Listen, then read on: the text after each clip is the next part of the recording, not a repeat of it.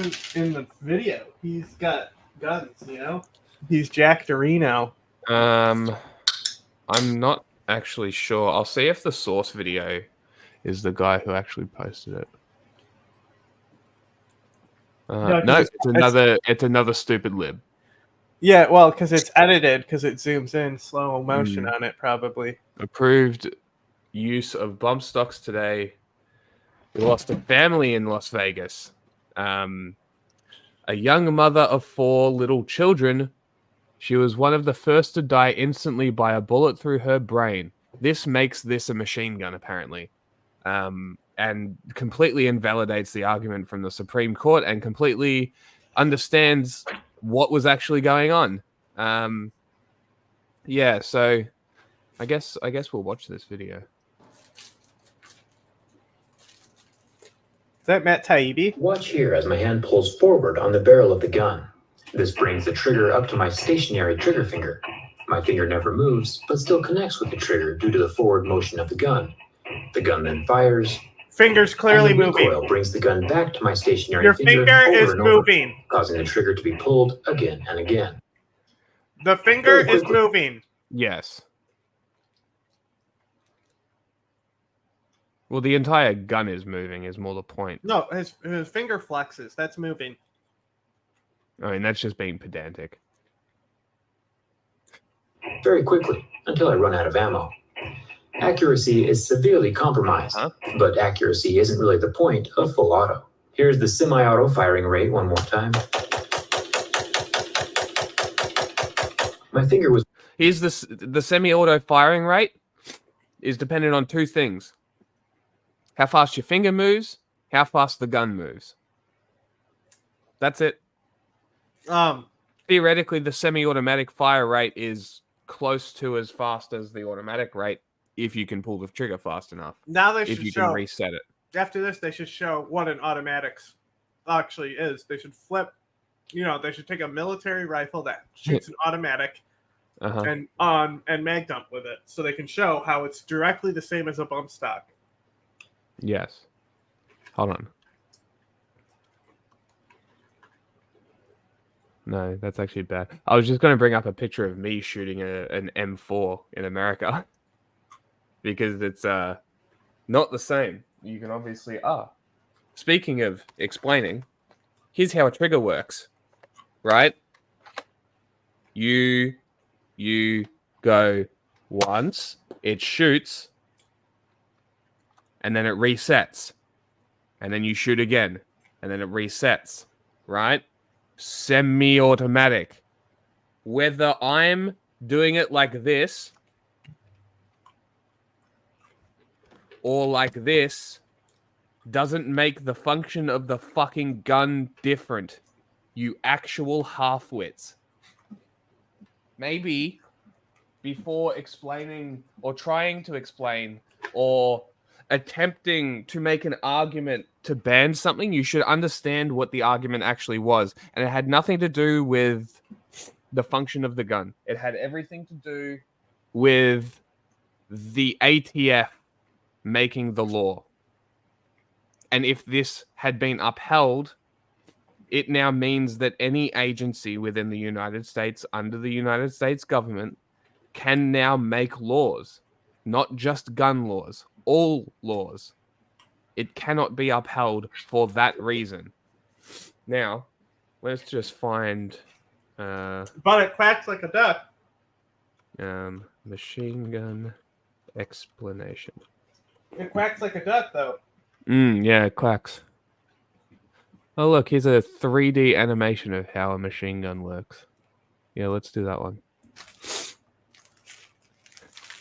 That's belt fed. That don't count.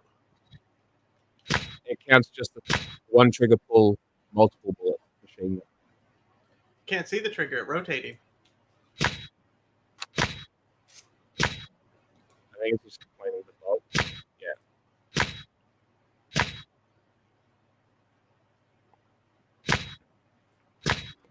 Notice how it never stops moving? Interesting, right? So, let's find... Hey, look, let's use Brandon Herrera. Them. It might actually be hard to find a video of someone explaining how a machine gun works. I will continue looking. Anyway, if we find something else, I will continue to explain this. However, please stop, because if we have a look, sorry, I'm just going back to this. My opinion, if it actually was a machine gun, it would be more effective at killing with a high round per minute, like in Vegas. If they actually were machine guns and not bump stocks, he would have killed probably 3 times more people. Yeah, I think you're more than likely right there. So this guy, firstly, using far rights, stop it. Please tell the American people how an AR-15 fitted with a bump stock is not a machine gun. Okay, first of all, the AR-15 is single fire semi-automatic.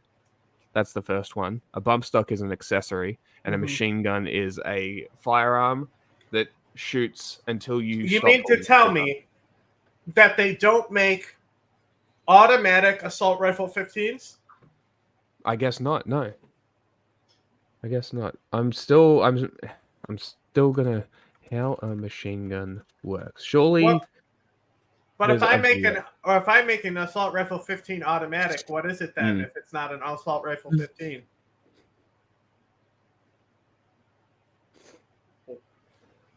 Well,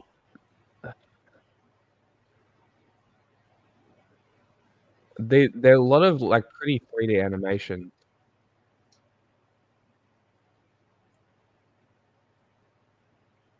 Oh, beautiful. Here we go. Absolutely fucking beautiful.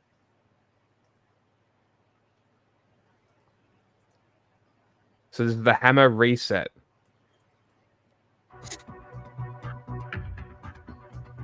So it says bolt carrier resets the hammer to starting position.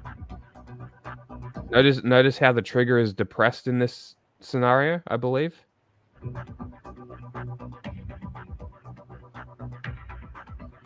So the steer keeps the hammer held in place until the bolt carrier returns. I'm not sure if you see this through the subtitles.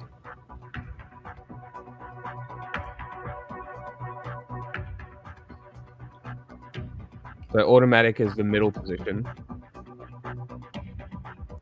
This holds the disconnector back, keeping it from catching the hammer while trigger is pressed. So the hammer, sorry, the trigger being depressed allows the bolt to move freely with the back pressure, I think it is. The gas. The gas, yeah, the back pressure from the actual firing of the ammunition resets the bolt and fires it again. That's automatic fire. What a bump stock does is simulates this by I'm trying to, because I need to be specific with these words because these people are dumb. Because like just explaining it to someone would be a bump stock simulates the trigger reset of an automatic weapon. Simulates. That's the key word. Not replicates. Also, to make up for the gas system, right? Yes, you need to actually. You're pulling the gun forward to make up for the gas system. So a good way I feel like to have this would be actually a foregrip. A foregrip to keep that pressure forward as the gun's cycling. I feel like that would be the best way to do something like this. Just thinking now. However, that is the way that I would describe it to someone who isn't brain damaged. Mm-hmm. I would explain that it simulates, not replicates. That's a great way to phrase it. Simulates, not replicates automatic fire. Also, if you ban bump stocks, you hate disabled people. Yes, that too. Just one per trigger pull. That's it. All right. Yeah. Look at this. Look at this fucking crazy thing I pulled out of the peanut jar. Like, fuck. What is this thing? You know, a roasted nut. It's doesn't have the shape of a nut. I think it's like the crisp. I think because they don't have a lot of flavor on them, than they normally do. I think like one crystallized chunk of flavor just got roasted. And like in that batch that like was cut to that package, and like this is just crystallized roasted flavor. Delicious. Just like the salt that they coat the nuts with and shit. Alrighty. Let's get to it. To preserve democracy. Tonight, how that notion is going down with Trump supporters as well. Man, it's very square. Describing how democracies fail, her specialty. More from CNN's Tony O'Sullivan. Okay. It's all the Vanderbilt What happens inbreeding. if Trump loses? I don't see him losing. I don't think he lost the last election, to be honest. Do you think he's going to win? Yes. Without a doubt. No doubt. What if he doesn't this time? What happens to the country? We're done. We're in big We're trouble. done. If Biden talks about democracy, saving democracy, they're the ones that are killing democracy. Obviously, there's a lot of criticisms of Trump that he is bad for democracy, that he's bad for American Can I say democracy. something? We So are a republic. We're a republic. We are We're not a representative democracy. republic. We're not a democracy. We've been hearing at Trump rallies like this. Guys, question. Yeah. Question. I kind of agree. Question. What do you think it's not true. It's fundamentally untrue. What do you think the difference is, guys? Okay. So I understand where they're coming from, but why I It's say a manufactured opinion. I know, but why I say it is because there are some very severely undemocratic systems within the US government. Like what? That kind of negate everything. Like what? Like the Electoral College, for example.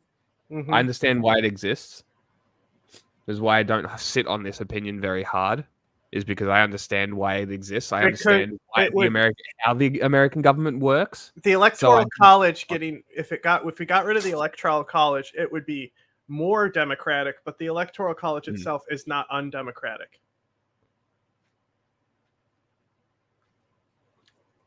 It more of just limits democracy, Sure. You could say it's horizontal in a way because it doesn't really, it's like, oh, we could give this more power to the people, but it shares the power, kind With of. who? Well, that's the thing is that it's like fucking people over, but it doesn't make it less democratic.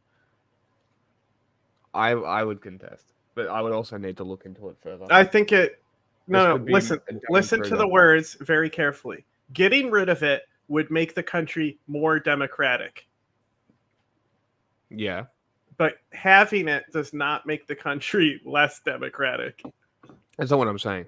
Yeah, but you understand the paradox of what I'm saying. Yes, I understand. But that's not what I'm saying. That's what these guys are saying. Yeah, no, this whole thing with the Republic, it's literally a fucking invented talking point. Yeah. It's not even like remotely true. A republic is just a president. It's just a presidential system. That's all it is. That's all a republic really is. Well, they're trying to. It comes from them trying to fucking put in the fucking Roman shit, saying that it's Roman when it's not. Well, let's use Britannica. Republic, form of government, which is a state.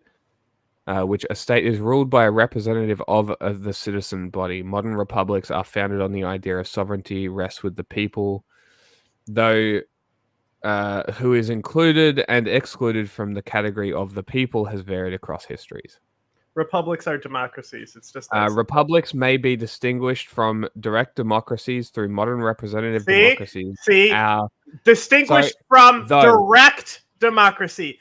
Totally different democratic systems. Though modern representative democracies are by and large republics.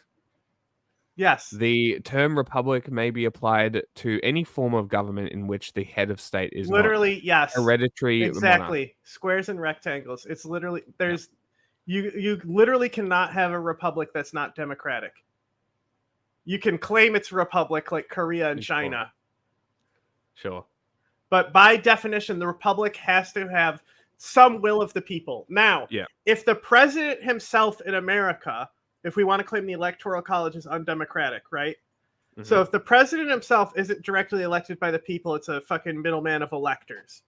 Yeah. technically, even though they always side with the people. And Trump trying to get fake electors that would just be dishonest put in is now, has him on trial for felonies that he could get away with if the people decide. Right? Now, Yeah. that said, the other section that you could critique is the gerrymandering, right? Mm-hmm. But gerrymandering is not always bad. It was invented as a solution to a specific system of not representing people, right? So as long as the Supreme Court upholds like extremely undemocratic maps, that's the checks and balance systems preventing gerrymandering from going too far, which it commonly does. Yeah. So, but generally gerrymandering, if you actually look at a graph of gerrymandering, and it'll show you blocks on like when gerrymandering has leaned to an advantage on one side, and it generally has been actually balanced. Huh. But where it is unbalanced, it is really unbalanced. Interesting. But Isn't that could be criticized. That said, most countries don't directly vote for their president at all. So America is already more democratic in that regard of allowing the direct vote for the president than most countries. really a democracy? America's not a democracy. Yes, it is. Same It's thing. not a democracy. Okay, democracy is actually not as good as you think it is. But for What? centuries, America has celebrated What? its democracy. Democracy is worth dying for. Democracy remains the definition of political legitimacy. But some Republicans and pro-Trump media are pushing the idea that America is not a democracy. The United States of America is not a democracy. We are a constitutional republic. The United States of America is not a democracy. You don't want to be in a democracy. We are not a democracy. Yes, you do. We are a republic. Is America a democracy? So this America language is has a been being pushed because these people, like the fucking Hudson, Institute, the people with the bell, is that Hudson? That's Foundation, I think. Heritage Foundation. Yeah. Weird. Sounds kind of fashy, huh? So like those people, like they're pushing the idea that America is not a democracy. That's interesting. That is Leviathan principle. The Constitution doesn't actually tie anyone. Otherwise, we would have gotten rid of guns already. Okay, buddy. Democracy. It was founded as a democracy. I've heard a lot of conspiracy theories. I hear a lot of things out on the road.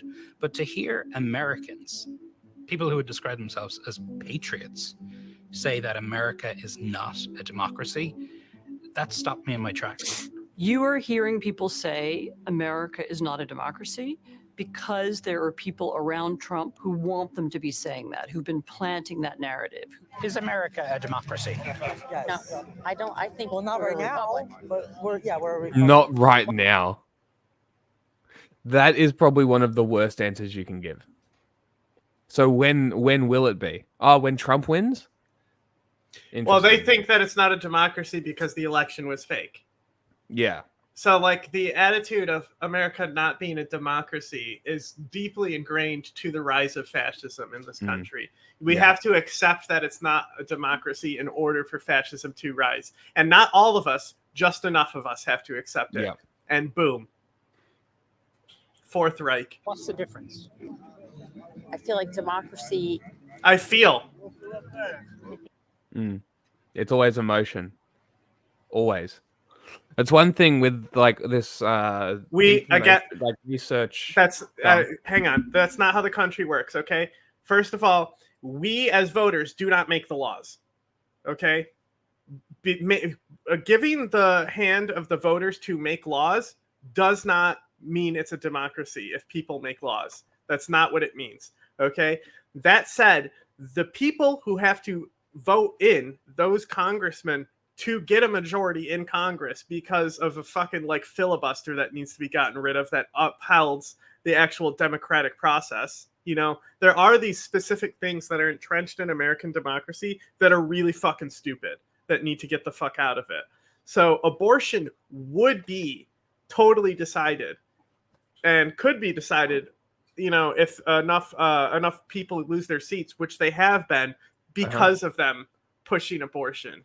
So, and then some would argue that the states' rights matter because we are 50 independent countries forming into a federation, a union, right? So the states themselves, their democratic principles also can't be like overturned unless it's deemed that the state does not have a right to do something. And the Supreme Court at this point has deemed that the states have the right to mandate this. Those states themselves individually could all vote to ban it themselves and put it into like law.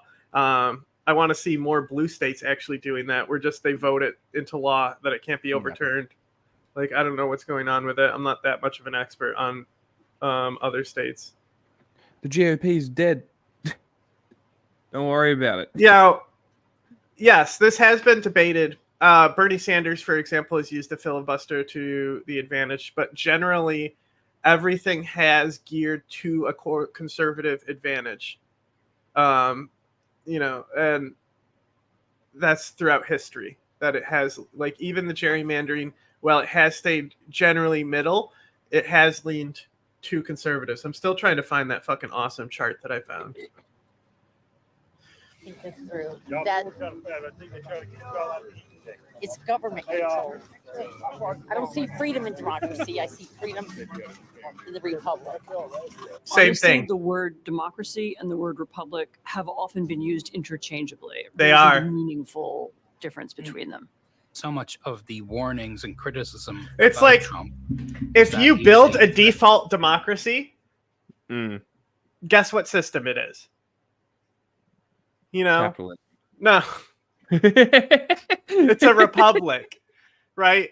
So like Athens, right? Athens, not everyone was like equal right to vote, right? Yeah. But it's held up City-states, as one. But they were a republic, yeah. Yeah. So like, and then even like communists will describe their policies as democratizing the workplace, how it gives the workers a share into the labor. And it just takes democracy and expands it. So that's why there's a certain view of communism where it's like, oh, we're the true democracy, which is like shit that Lenin would say, but then like totally not do. Yeah. Because they didn't have like a system of robust checks and balances, which America does have. That's like America's like benefit is the checks and balances that are encoded into it. Also, the fact not that saying it's the best system. They did steal the system from somebody, which is probably a pretty good benefit, because if they tried to make one, like if they tried to make one, I could definitely make the argument that it would not have turned out very well. Yeah, so like even the Iroquois themselves, so like the men would be elected as the representative for the Long House, and then that would like scale up to the representatives in the Grand House. But the women, the like elder women, they had like a matriarchal society locally. So like the local politics were dictated by the matriarch, and that the Hiawatha Seaway Council could not like override the matriarchs. Huh. So like the men were sent to Congress to interpret basically the village's will, and I think they're also selected by the matriarch themselves, so not directly by the people. Interesting. And there is like a general autonomy that exists. And basically the council was more about how to like regulate hunting lands, trades, economy stuff, general laws of peace, or negotiating treaties for other, places outside of the territory. And this comes in line right when social contract theory and the Leviathan is like really, really picking up steam in the Enlightenment movement, coming over from the settlers and shit. And then that Enlightenment movement chains back through Europe and breaks down all the monarchies throughout the next 100 or so years, 200 or so years, because it's really after World War II. But like the Leviathan itself, the social contract theory is supposed to be that the Constitution itself protects the people from the government. And it's up to the really the government's responsibility to be like, They could throw the Constitution out tomorrow. There really is nothing stopping them. And look at Pakistan. That's what he did. Literally ripped out like the second clause of his constitution that protected the minorities there, and then immediately persecuted them, and still persecute to this day. He is anti-democratic. Absolutely. If they can convince, Why not say that he's a threat to the republic? And then what are they going to say? Yeah, I you know what? I agree with you. Adapting the language to meet him like that is a better strategy. Yeah, I think that's better. people that we don't have a democracy, then it's okay that Trump is attacking democracy because it doesn't really matter. So why has democracy become a bad word? Because it's being used in a way to change the flavor of our country, which is a republic. These words were used in different ways in the 18th century, and it's you know what else was? You know what else was? Democracy. By Patriot.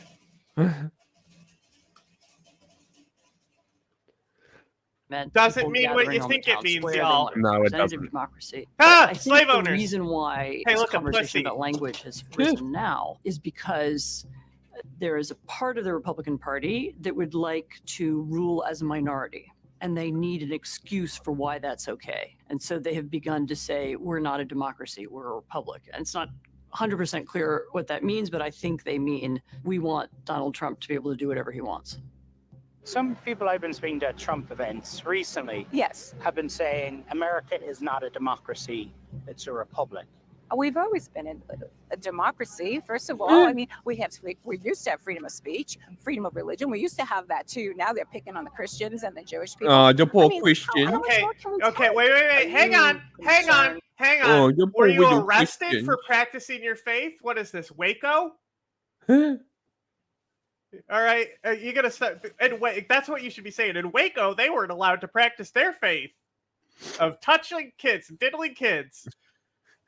A lot of pedo stuff going on there. Yeah, that there will be another January 6th. No, I think there will be a civil war. That's what I think will happen. Okay. This whole democracy Republican is fascinating. This is the first I've heard of that kind of new thing that they're now pushing. And it looks like folks on Fox are pushing it. Is there a reason the people you spoke with think the country isn't a democracy now? Yeah, look, Anderson, some of those folks no doubt genuinely believe that and might have believed it for a long time. This isn't necessarily a new talking point. However, we have seen it just revive over the past few months. And really the reason we did this piece was over the past few months, just unprompted. As I was speaking to a lot of Trump supporters, they would bring this very specific line up. And look, it's not a debate, right, about the former government here. It's not a debate about democracy. Really why this is happening, and you saw it there in that piece on Fox News and elsewhere on conservative and right-wing media.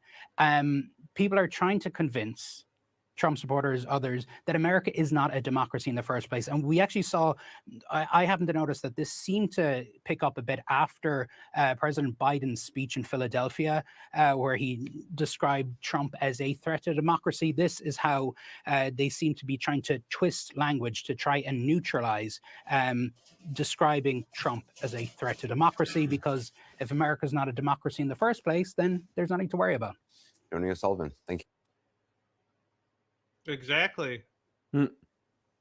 He gave a talk in Bonn, Germany, about the state of politics in the United States. Oh, God. And alternate Didn't he just the die? transcript. And in the speech, he seeks to answer the question, I'm is pretty the sure he United did. States a democracy? No. And basically the answer he gives is no. Chomsky dead? And No. you really make a strong case. We don't think so yet. And data. You know, the joke is PSL actually made this joke where it's the When you Monty really Python bring out your dead. And Chomsky's there like, I'm not dead yet.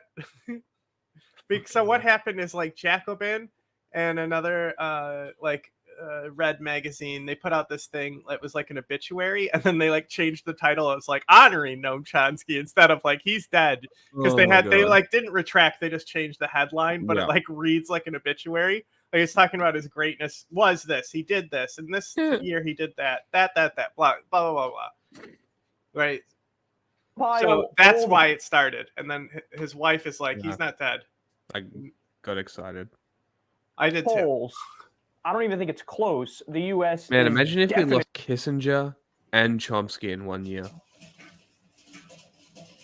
We might It would lose be democracy, constitutional but for the government fuck me, did we to lose target some and fucking kill any U.S. citizen good people with a drone or with a shotgun without due process. Did you see that the video I sent you, where No, I I said haven't been watching any of new it. source soundbite? Hang on, I'll flag it in maybe? Instagram for you so you can look at it real quick. Okay. And I got to remember to pull it so we can make it into one. Definitely not a democracy. Now, I understand that's a You strong can claim. pull it on screen too, because it's just a little clip from an RM Brown. Literally isn't. Literally isn't. Genocide denialist cannot be great by default. Go ahead and break it down for you, and you can determine whether or not you agree with that assessment. So first of all, 92% of Americans, according to a Gallup poll, say that job creation is extremely/very important, and it should be the #1 priority of Who's elected this officials.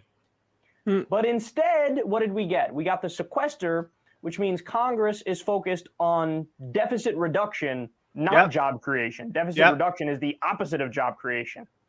So ask yourself the question, who wants the deficit reduced? According to the polls, it's the rich and the corporations. Now, isn't it weird that the politicians are carrying out the bidding of what the rich and the corporations want? No. And they are ignoring 92% of the American people. You meant the good source one? Yeah. Play that for people. See, it's like we gotta because we have this one, right? Not the best source. Then that one. Remote Amazon. Hold on. Quote source. Remote. Yeah. See, good source. Yeah. Fucking. If I can isolate it from the New York Post thing that he says. Yeah. Could they make it any more clear where their loyalties lie? But let's continue. 80% of Americans say raise the minimum wage. 80%. And then when you break it down by demographic group, it's even stronger. 92% of Democrats say raise it. 62% of Republicans say raise it. Has it been done yet? No. Who doesn't want it done? Yet again, the rich and the corporations. 77% of Americans want a public option for health care. We didn't get that. Why? Because the rich didn't want it. The health insurance companies, who have a tremendous amount of money and huge lobbying arms, they didn't want it. So we didn't get it. I always find it funny when conservatives say, oh, look, a slight majority of the American people are against Obamacare. Right, because they want a more liberal option. They want the public option that's more progressive. Furthermore, 61% of Americans say raise taxes on the rich and corporations. Now, did we get that? Certainly not to any serious degree. You see, you people don't know what's good for you. Why did we not get it? Well, the rich and the corporations are paying the politicians and for them to run their campaigns, and then when the politicians get elected, they do the bidding of the rich. My mind is blown. 61% of the American people. Wow. I haven't even given you some of the strongest evidence yet. Oh my God. Background checks. I mean, do you remember the polls on background checks? 91% of the American people, directly after Sandy Hook, Shut Carl. supported universal background checks for gun purchase. Universal background checks exist. People have a right to privacy, Kyle. That's something we do in this country. We're not fucking Germany, bro. And that is why we have such a low score on the democracy index, because we don't listen to people, because if we listen to the people, the government would violate their rights. Instead, we listen to the rich and then violate your rights. Not only did we not get that, we didn't even get a watered down version of that bill. Now, to be fair, support has dropped to 71% since then. In some polls, in other polls, it's still higher. But that is still an overwhelming majority. Anybody who knows anything about politics in the U.S. knows that 71% is a mandate. Got a Blackwater But book. we didn't get that. A majority of the American people supported a ban on high-capacity magazines and a ban on assault weapons. We didn't get that. Yes, literally My favorite cannot. thing. Go on. Like the shit. Okay, it's fine. Look, just say a majority support common sense gun control. It means nothing and you can move on, okay? Because high capacity magazines can be banned. They're banned here, okay? It's perfectly possible to ban these things. It just depends, because if you like, how are they going to do these like bans, right? If it's like New York, it's, are you black? You can't have it, okay? And that's why it was overturned by the Supreme Court. Not because they're right-wing fascists, but because it was literally unconstitutional.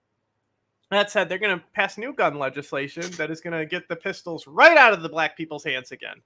Just like how they don't issue them the grow licenses for the weed farms and the selling license for the public dispensaries that they just legalized. What's that? You're an immigrant selling vapes? Well, we're going to act like you're selling weed vapes and raid you now. None of these policy goals. Guess what? Another thing, just real quick about that, the immigrant vape shops that they'll raid and stuff. Now, most of the time, I'm going to give reason of the doubt. It's not their fault this happens. But for example, you'll get like Raw, the papers, right? And on the back of the package, it says not for distribution in the United States because it's a European pack. Yes. Right? That's illegal to sell. And so they'll buy from a distributor, oftentimes a bulk distributor in the Far East, right? And then that distributor will give them the bulk products at a wholesale price. And then they get them, and they're not fucking legal for this country. And the fucking store owners are immigrants who are not flipping it over to make sure everything they're selling is legal. They just know that, hey, I can buy these wraps at the store across the street, and they look fucking identical. So they'll basically raid anyone just because there's like almost a 90% chance you're going to find something that's not legal for distribution because it's not marked or taxed properly. Yeah, typical. Reason this happened is because it doesn't matter what we think. It doesn't matter what the American people want. In this case, the gun manufacturers funded the NRA, and then the NRA funded the politicians. So the politicians were doing the bidding of the gun manufacturers who don't want any gun legislation passed because even the tiniest, most vanilla reforms would cut into their profits. Kyle. Again, Kyle. Like, it's so divisive. Like, New York can fucking pass all the laws at once. You know, for a while, until recently, it was easier to get weapons in Canada. And it did not stop that mass shooting in Buffalo. Because they were still as restricted back then when it happened. If anything, mass shootings have gone down. Because there hasn't been another fucking high-profile mimetic terror attack. Yeah, there's been shootings in NYC that are crazy though. Yeah, but like the mimetic ones specifically not. Yeah, there hasn't been enough. That was the only mimetic one in New York I could remember or recall. More information. 58% of the American people want no Social Security cuts. What's happening right now? Democrats and Republicans are negotiating Social Security cuts. Like every country is going to fuck your retirement. Is going to fuck your benefit. That's just fucking country shit. Maybe it's the nation state that's the issue and not the fact that it's not democratic. Republicans and Democrats are negotiating Medicare cuts. 61% want no cuts to education funding. And what's Washington doing? They are cutting education right now with the sequester. I just read an article today talking about how Head Start is being cut tremendously. So what is the United States? If in all of these different areas, all these different issues, overwhelming majority say, we want this, and they are screaming it. We are screaming it. The entire American population. But they don't do it. The government doesn't do it. What are we? What does that make us? Well, we're not a democracy. Yes, we are. We're not a representative democracy. Yes, we are. We're not a constitutional republic. What we are is a kleptocracy. No. A corrupt form of government that exists to try to enrich a small group of people. Kyle, first of all, you don't know what the word corruption means, okay? Goldbar Menendez is corrupt. That's corruption, okay? They're doing it openly. They're telling you that they're fucking you over. That's not corruption. There's a difference. They're not hiding it. They're going, I mean, they do a little with the super PACs and donations and stuff. Really, it's not so much even the lobbying that people focus too much on the lobbying, in my opinion. That's part of it, but it's only a small fraction of the issue. The biggest issue is the fucking fact that they're always driving for donations from the people. The people themselves are the ones giving the money to the politicians that are then fucking them over directly. You're directly giving them the money to fucking be spanked by them. Don't donate to politicians. Unless they're Jasmine Crockett. And even then, don't. She has new shirts, though. Doesn't matter. Plutocracy. She's got money. Plutocracy is government of, by, and for the rich. Mm-hmm. I don't wish that were the case. We're sending you to Russia. That's it. We're sending you to Russia so you can learn what words mean. You gotta go live in Russia to learn what the word you're using is. Ah, ghoul! Why everyone calls us a democracy? We are a republic. Why can't they say that? We are a republic. I'll say it. We're a constitutional republic. No. And a democracy is all the people vote. We and are a representative democracy. Founders, in their wisdom, No. set up a republic. It was said by Franklin, what did they give you? It's a republic if you can keep it. No. It is set up with They did the fucking line again. That didn't happen. That line never happened. Checks and I'm going to balances, Google it to make and sure we I'm right. Are the United States of America. We are not the Democratic Republic Actually, of America. some people said that he said a collection of democracy states. if you can keep it. Checks and balances. We have all these various things to protect us, but we are not a democracy. You ready? We You are ready? a republic. Okay. The question asked of him, right? It says, what have we got, a republic or a monarchy? And he responded, a republic. Out of choice A and choice B, it is definitely not a monarchy, you dumb fuck. Exactly Campaign right. finance Thank laws. Yes. Well, thank you for all the questions. We love hearing from you, as Pat said earlier. So also, one would argue that's where it's the least democratic. I mean, AOC is making those arguments right now because they're running a fucking like corporate rich guy backed by fucking Pelosi and Satan. I mean, Hillary. Both major parties have their Gross. de facto Gross. nominees already more or less selected. Don't mess with the men in America unless you want to get the benefit. While young vultures swirl around their aging bodies, ready to swoop in if either one of them is taken out by an act of God. Meanwhile, sloganeering around our democracy has been in full force since the 2016 election, when the Washington Post bravely adopted the phrase "democracy dies in darkness" as its first official motto in 140 years. And the talking heads are ramping up their rhetoric. Democracy. Democracy. Our democracy. Democracy. Democracy is on the ballot this year. It's enough to make you break down and weep for our country. I'm going to try to get through this. Thank you for what you did 3 years ago today. Jesus Christ, Was that guy really bro. brought to tears over the future of our democracy? Maybe he got a look at the current state of civics education in America, because that is enough to make a grown man weep. According to the National Assessment of Educational Progress, only 22% of 8th graders were proficient in civics, and only 13% in U.S. history. Me fail English? That's impossible. So our kids, and more specifically, our schools, are getting a deep red F on the nation's report card when it comes to learning how our political system works and what our role should be in it. Let's face the facts. If we want our kids to So we can understand start our killing the political Protestants. system No, Mike, and that's how not it what actually this is works about. in reality, we're going to need to roll up our sleeves as parents and do it ourselves. Because this whole system I just want people to have is health predicated care, on honey. an educated citizenry, so we don't end up here. Copyright. I admit we might already be there. Whoa, whoa, whoa! You can't show WWE. Are you crazy? They're the worst ones. We need to go beyond the Schoolhouse Rock explanations we got when we were kids. He signed you, Bill. Now you're a law. Oh, yes. Frankly, we'd be lucky to get back to that, Mr. Bill, because these days our kids' civic knowledge looks a little too much like the other Mr. Bill. I hate this guy. Can we please hang on? Can we break down the civics knowledge by state and then by class? Sorry, income. I meant to say not class. It's income. Dear friends, starting with this video and throughout the year, I'm going to be breaking down some of the basics of how our political system was designed, how it seems to work in reality, and what we as citizens can do about it. So, in the words of civics advocate and Spielberg movie favorite Richard Dreyfuss, we as parents must teach our kids how to run our country before they are called upon to run it, or someone else will. What the hell is going on around here? Who are you people? So, grab your kids and let's run through this together. You know, starting see with that a proper movie? understanding of No. Oh I man, don't know what that was.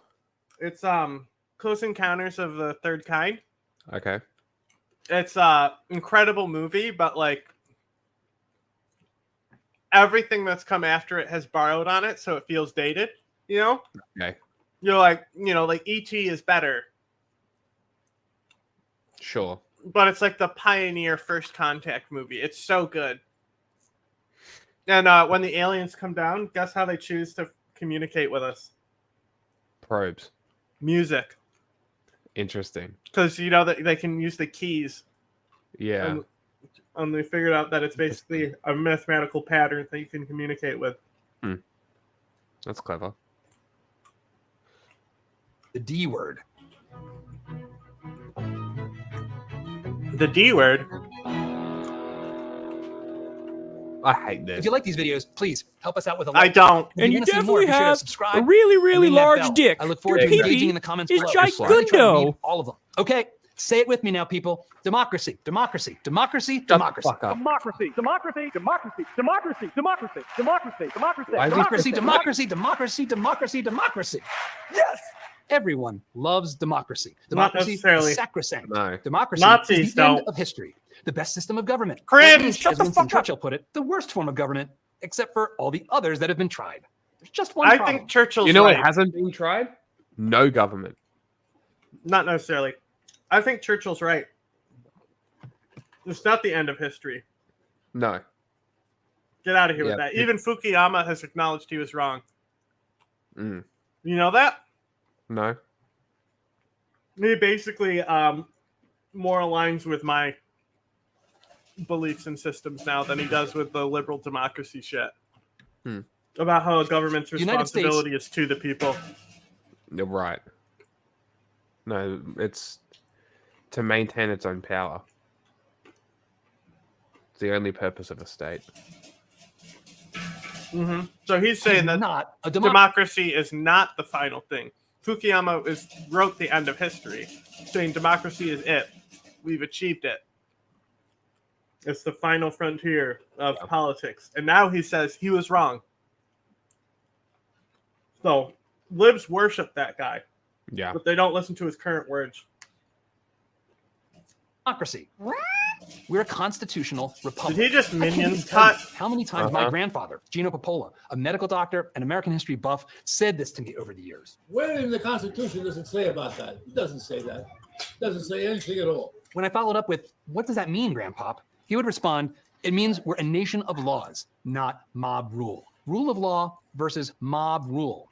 Is that a fair take? Well, our founding fathers would think so. They wrote at length about the historical and philosophical problem.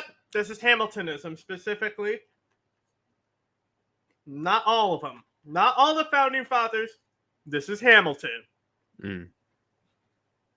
After he helped the British, he came up with this idea because the mob wanted to lynch a British royalist, and Hamilton interfered.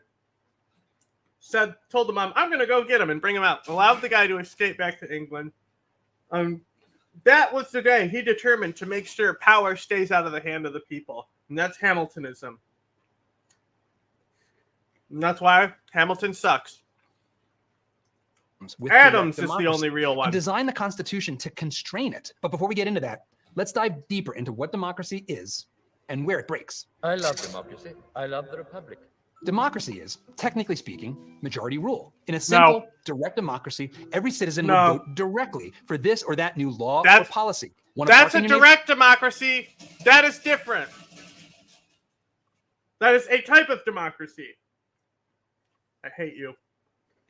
Hate you so much. Everyone votes on it. The simple majority wins. And majorities can become a mob real quick. The phrase, "the madness of crowds," is a common saying and a popular book title for a reason.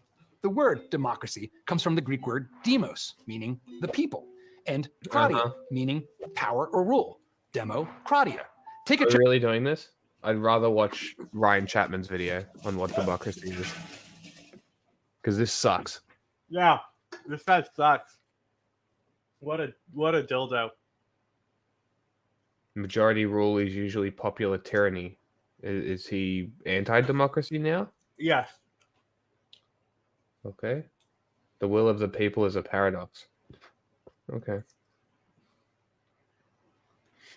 All I proved is that all can work badly at times. This is a massive understatement, and one that I have to imagine was born out of the deeply uncomfortable nature of his own discovery. There is no such thing as a purely democratic will of the people. It's mathematically impossible. It's kind of rhetorical flourish. Did you know people are individuals and have individual thought, and therefore they won't always agree? I disagree. It's almost like compromise exists for a reason. The autonomous administration of North and East Syria exists. Suck on that, guy. A soldier in the bunker. Fairy tale, a secular religion. Arrow's paradox is not the only way to arrive at this conclusion, but it's perhaps the only one that doesn't try to make a philosophical or values-based argument to do so. The math doesn't lie.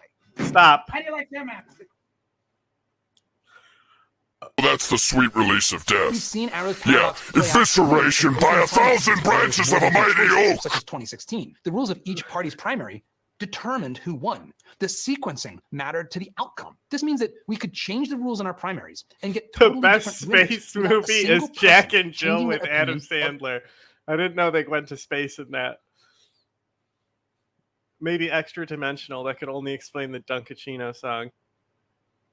Any of the candidates. For example, Donald Trump didn't win more than 50% in the GOP primary until 30 states had their primaries and the field began to narrow. What that means is that the GOP nominee did not have a majority of Republican support in a majority of states. But this is not unique to Trump. It's just the nature of the beast. Just ask Bernie. The establishment determined who the anointed candidate will be. The paradox also leads to other outcomes we've observed, such as driving people to focus more on who can beat their party's opponent versus which candidate best represents the them. establishment tried to pick Ron DeSantis. And I guess they did. I mean, he won more than Nikki Haley, I guess, but you know, look at how bad he was. Like, this results in he sucked. What's called favorite betrayal and other sort of fake strategies to try to outsmart the system. But it also produces polarization. I call these fake strategies because the other deeply uncomfortable... Seems like Daily Wire watched his video and said, hey... We'll copy him. He won less than Haley. That's big. Okay, you know what? You got me. So there you go. Theory broken. Mathematical fact. They're trying. No, they're not copying him. They're simulating his style. My nose is leaking. Okay, Taylor. Okay, Taylor Swift. I don't know. I don't know what the fuck is going on. Matters in any system unless it's the tiebreaker. If I stay home in November, I know for a stone cold mathematical fact that the election results will not be impacted. Okay.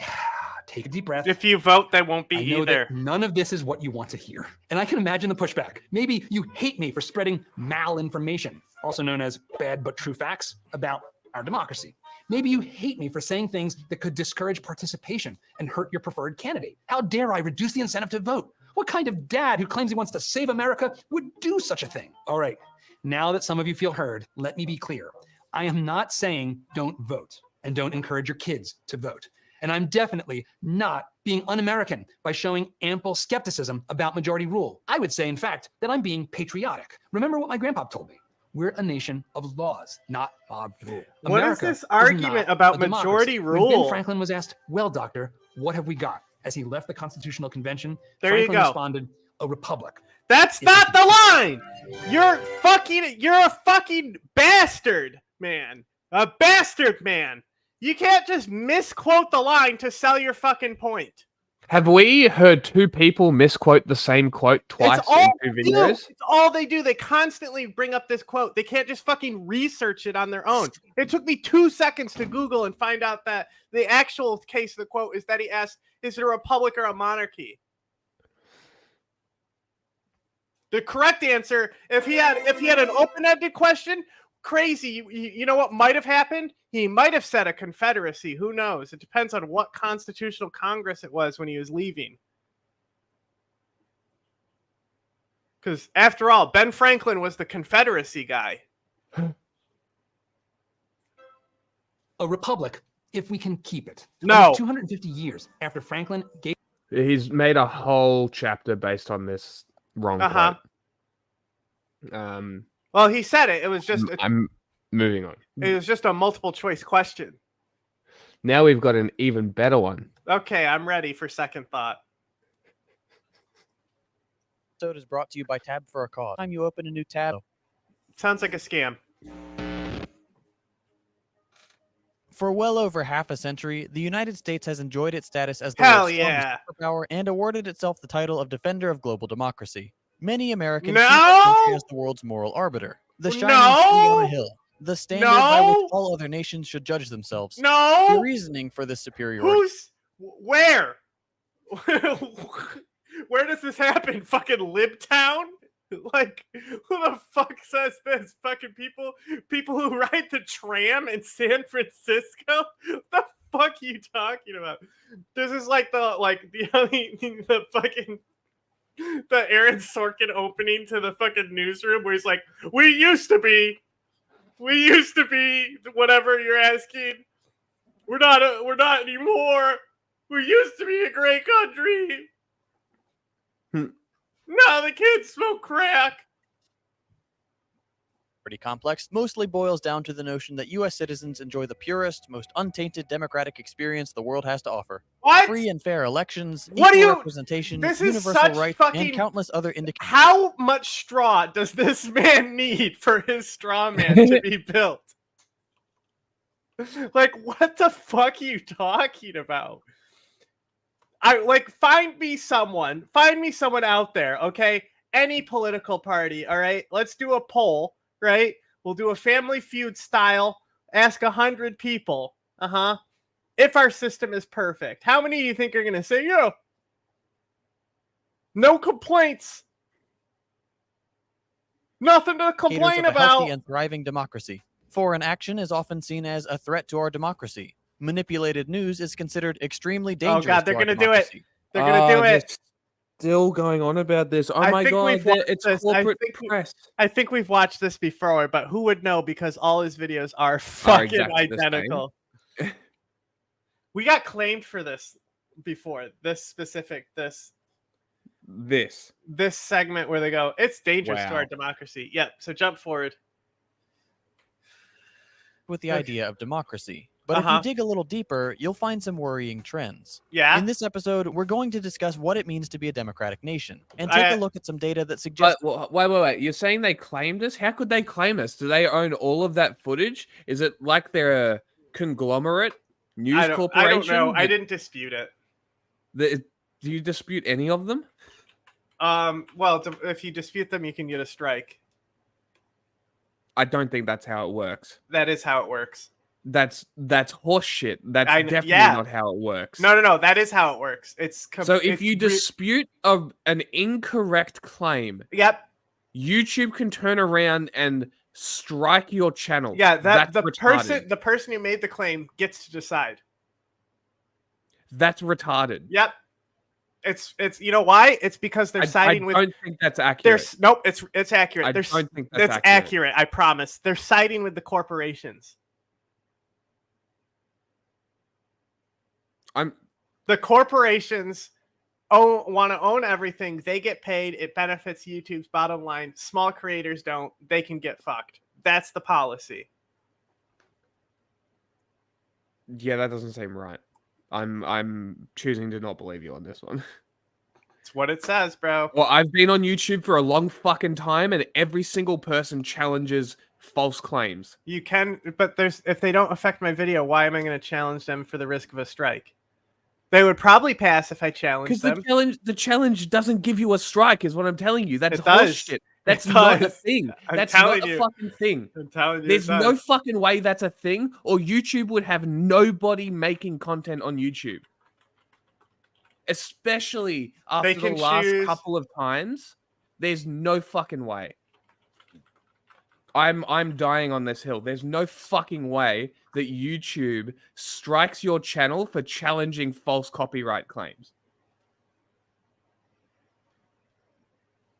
Especially when we're using it for fair use and constructive criticism and analysis. It's rare for it to happen, but it can turn into a strike. Rare, but can. Somebody did it recently to somebody. And they'll delete entire channels because a corporation owns like an anime. The person made like a fucking anime thing about where they used like clips with no audio and stuff like that. But I know it's been used maliciously by somebody recently. I just don't remember who it was. But Critical made a video about it. No, I know the one you're talking about. I can't remember exactly what it was. I guarantee you, if I challenged every single claim on copyright we have, they would all turn over and nothing bad would happen. But they don't affect us anyway, so I don't care. Well, it does, because now we can't use certain videos for our analysis and media literacy. So yeah, I would argue that we probably should be challenging them, and we should be challenging them on the grounds and basis of free speech and media literacy. Well, I mean, you got the manager thing. You can go in there and challenge all of them if you want. I fucking will. I will. And then when the channel goes bye-bye, you know who to blame. I will harass fucking YouTube until they assign a person to our account. I don't give a fuck. Like, that's absurd.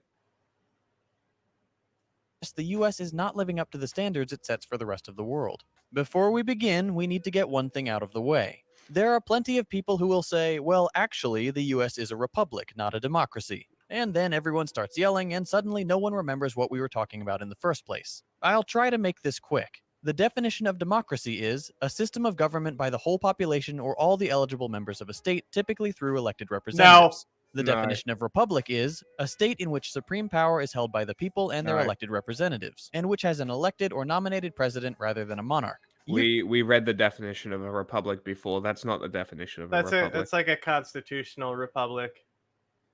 You can see why people can get a bit confused. To make a long story short, Americans have been arguing about whether the country is a republic or a democracy since the very founding. They haven't. No, they haven't. And that probably won't change anytime soon. Ready? The best consensus we can reach is that the United States can be Why would they argue when it was a fucking confederacy? Why would they argue it was a republic if it was a fucking confederacy before the Constitution, you dumb fuck?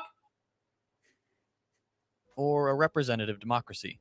Our system of governance has characteristics of both republic and democracy. People who claim otherwise are generally they're the same thing. Conversation. In this video, we'll be discussing the aspects of American life which are supposed to be democratic. Things like voting and elections. The main goal here is not to determine whether the U.S. is a democracy in the republic versus democracy. I always say it's a constitutional republic with democratic systems, is what I say, because the Constitution... That's a democracy. Sure. But just to shut them up and to be more specific, that's what I say. Because I would consider the federal system, as I said, not democratic. It's a federal system built from a confederal system. Yes. That's built from a Leviathan system. Sure. At the end of the day, what they do serve is a piece of fucking paper. Yeah. Not you. It's all agreed that we all worship the mighty paper, the Leviathan. Not the king, but the paper and the ink that marks it. Okay? That's what it is. It's not about the people. It's about the fucking paper. Sense, but whether the nation lives up to the standards it supposedly represents and by which we judge the rest of the world. Let's start with a brief look at the nation as a whole. What is it? What does it represent? The U.S. is the richest nation in human history, home to some of the very wealthy. No, it's literally just the same video every time. Every time. Richest nation in history. It's Let's also go. A nation of crushing inequality. Yes. The richest 3 people own more wealth than the bottom 100. You know what my favorite thing about this is? They'll say this. They'll be like, America's the richest country on earth. They have this, this, this, and this. But here's all the poor people. Then go to China, where the statistics aren't told, will be like, China's alleviated poverty. Look at their median income. And not put the same things together that, oh my God, they're the same fucking problem. And just don't observe that America it's pretty much transparent and China is not. It's very funny.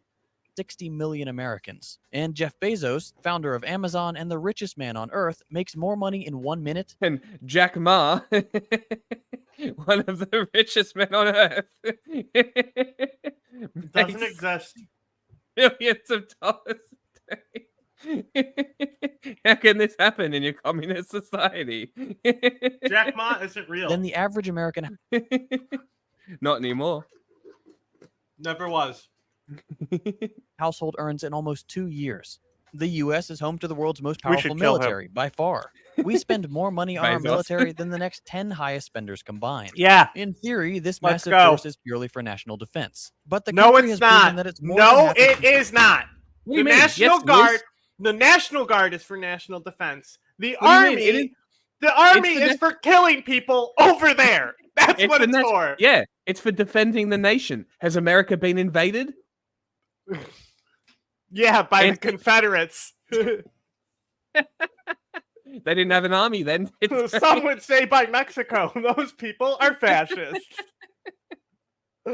Use military action to establish regimes more amenable to U.S. interests. For example... Notice how he couldn't say no? It's because the U.S. Army defends America. Yeah, well, wasn't Kathy Hochul talking some shit about how we were invaded by Canada? And we're going to take that territory back? I swear to God, she said some shit like that. I guess there is territory that Canada has stolen from us in New York. I guess. They can have it. We've instigated or supported no fewer than 56 coups in Latin America since the 1950s, not to mention the Middle East. Number one! Often toppling democratically elected governments. This is in stark contrast to our nation's He was toppled by his own people, and if we're going to blame anyone, it's the British. Come on, pick a better example. This is all he can do. Allende, Mossadegh. Allende, Mossadegh. Allende, Mossadegh. Every fucking video. Find a new fucking guy. The prediction. It's almost like he only makes the same points. Global democracy. Geographic. We can't even make a serious response to these videos anymore because they're just the same. I try. This is just going to be a fun fact. video of That's us the actual laughing. color of the United States from space. There's not 50 stars there. I count. What is happening? That is not the borders of the US. Sure it is. I'm almost certain. It's just from the lakes here. It just cuts straight across. No, no, it's just kind of distorted because of the shape of the globe. Typically, the U.S. is prime real estate. As Otto von Bismarck once free put real it, estate. the Americans are a lucky people. They're bordered Around to the the north and globe. south by weak neighbors, and to the east and west by fish. Uh-huh. This geographical luxury has allowed the nation to flourish, unbothered by the goings-on of other countries, and able to spend its money not... hang on. The reason we flourished is because we came in late to World War I and II. Okay? It's that simple. Building after the world wars like European nations, but in other areas, strengthening its military to become the sole Wait. world superpower and establish... Can we go back 1 second? What did he just say? A little more? Okay, here. Let's listen here. ...on of other countries, and able to spend its money not rebuilding after the world wars like European nations. Bro, we gave them the money to rebuild. What are you talking about? They didn't have money to rebuild. We paid for it. Or maybe Germany just finished paying the US back. He's so Russia pilled he can only see like the Stalin vision of Stalin having to build the country back up himself, which was impressive. I'll give Stalin that. That's the one thing you'll give him. But in other areas, strengthening its military to become the sole world superpower and establishing massive international corporations. And They're yet, not the with sole all world this wealth and superpower. superb geopolitical positioning, the U.S. Also, can we just address the fact that both World War I and II formed massive feminist movements? as well, Civil progressing rights, America even further. Civil rights, you know, Civil like the rights black came after the war. Republicans. What did Europe do?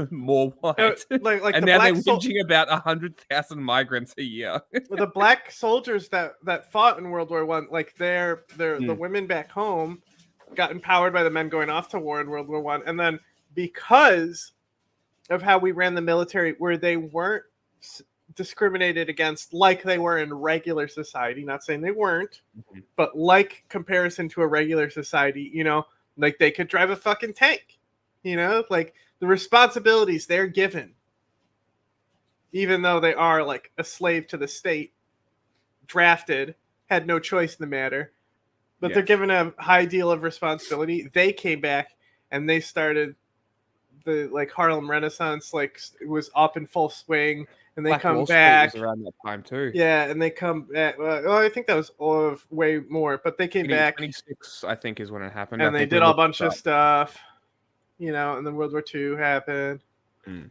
and women really got inspired then. 21 was the race massacre.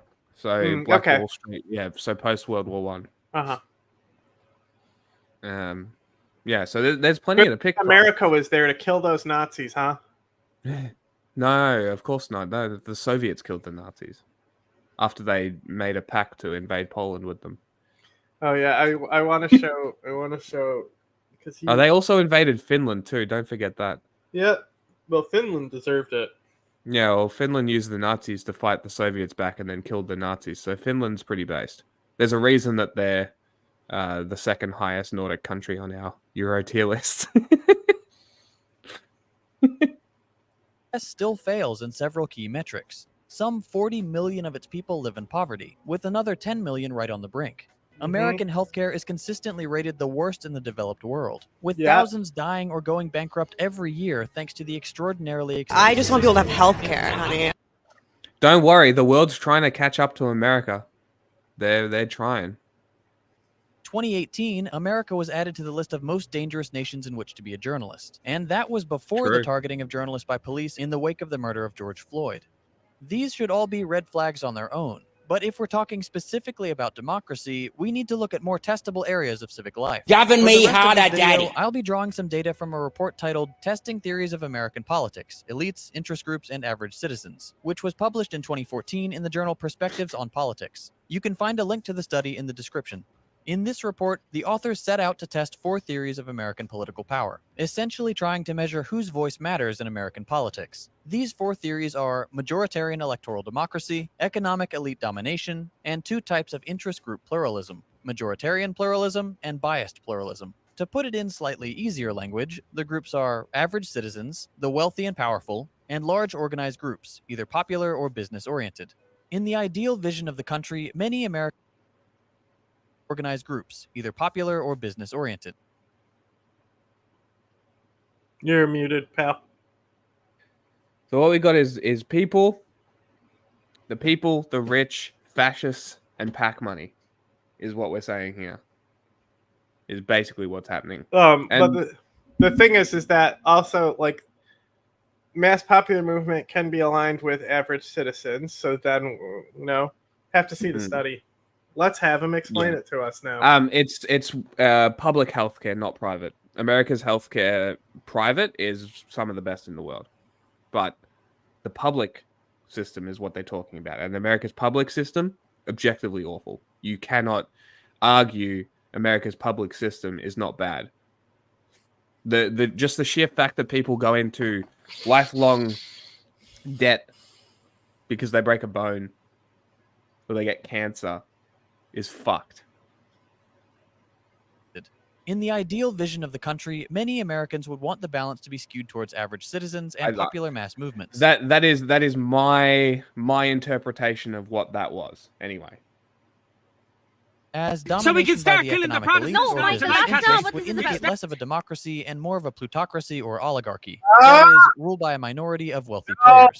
If you polled a sample of Americans about what they think the ideal odds are the vast majority would say 1 person, 1 vote, everyone's interests are given the same weight. No! Who thinks this?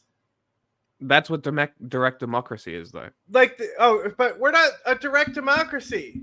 Is that what he's saying we are? One vote, everyone's interest minority of wealthy players. If you polled a sample of Americans about what they think the ideal form of democracy would be, odds are the vast majority would say one person, one vote, everyone's interest. So he's not even basing. Hold on, he's not even basing this off statistics. He's saying, just saying my feeling. If polled, I think that this would happen. This is a non-argument. You know what I'm saying? This is the literal, I made it the fuck up. That's what this is. Not the best source. Interests are given the same weight. A large portion of the American population believes that we already experience this ideal form of democracy. The authors of the report come to a very different conclusion. Over the course of their testing, by pitting the 4 dominant theories of American political power against one another, using a dataset consisting of nearly 2,000 policy issues, they reached the exact opposite conclusion.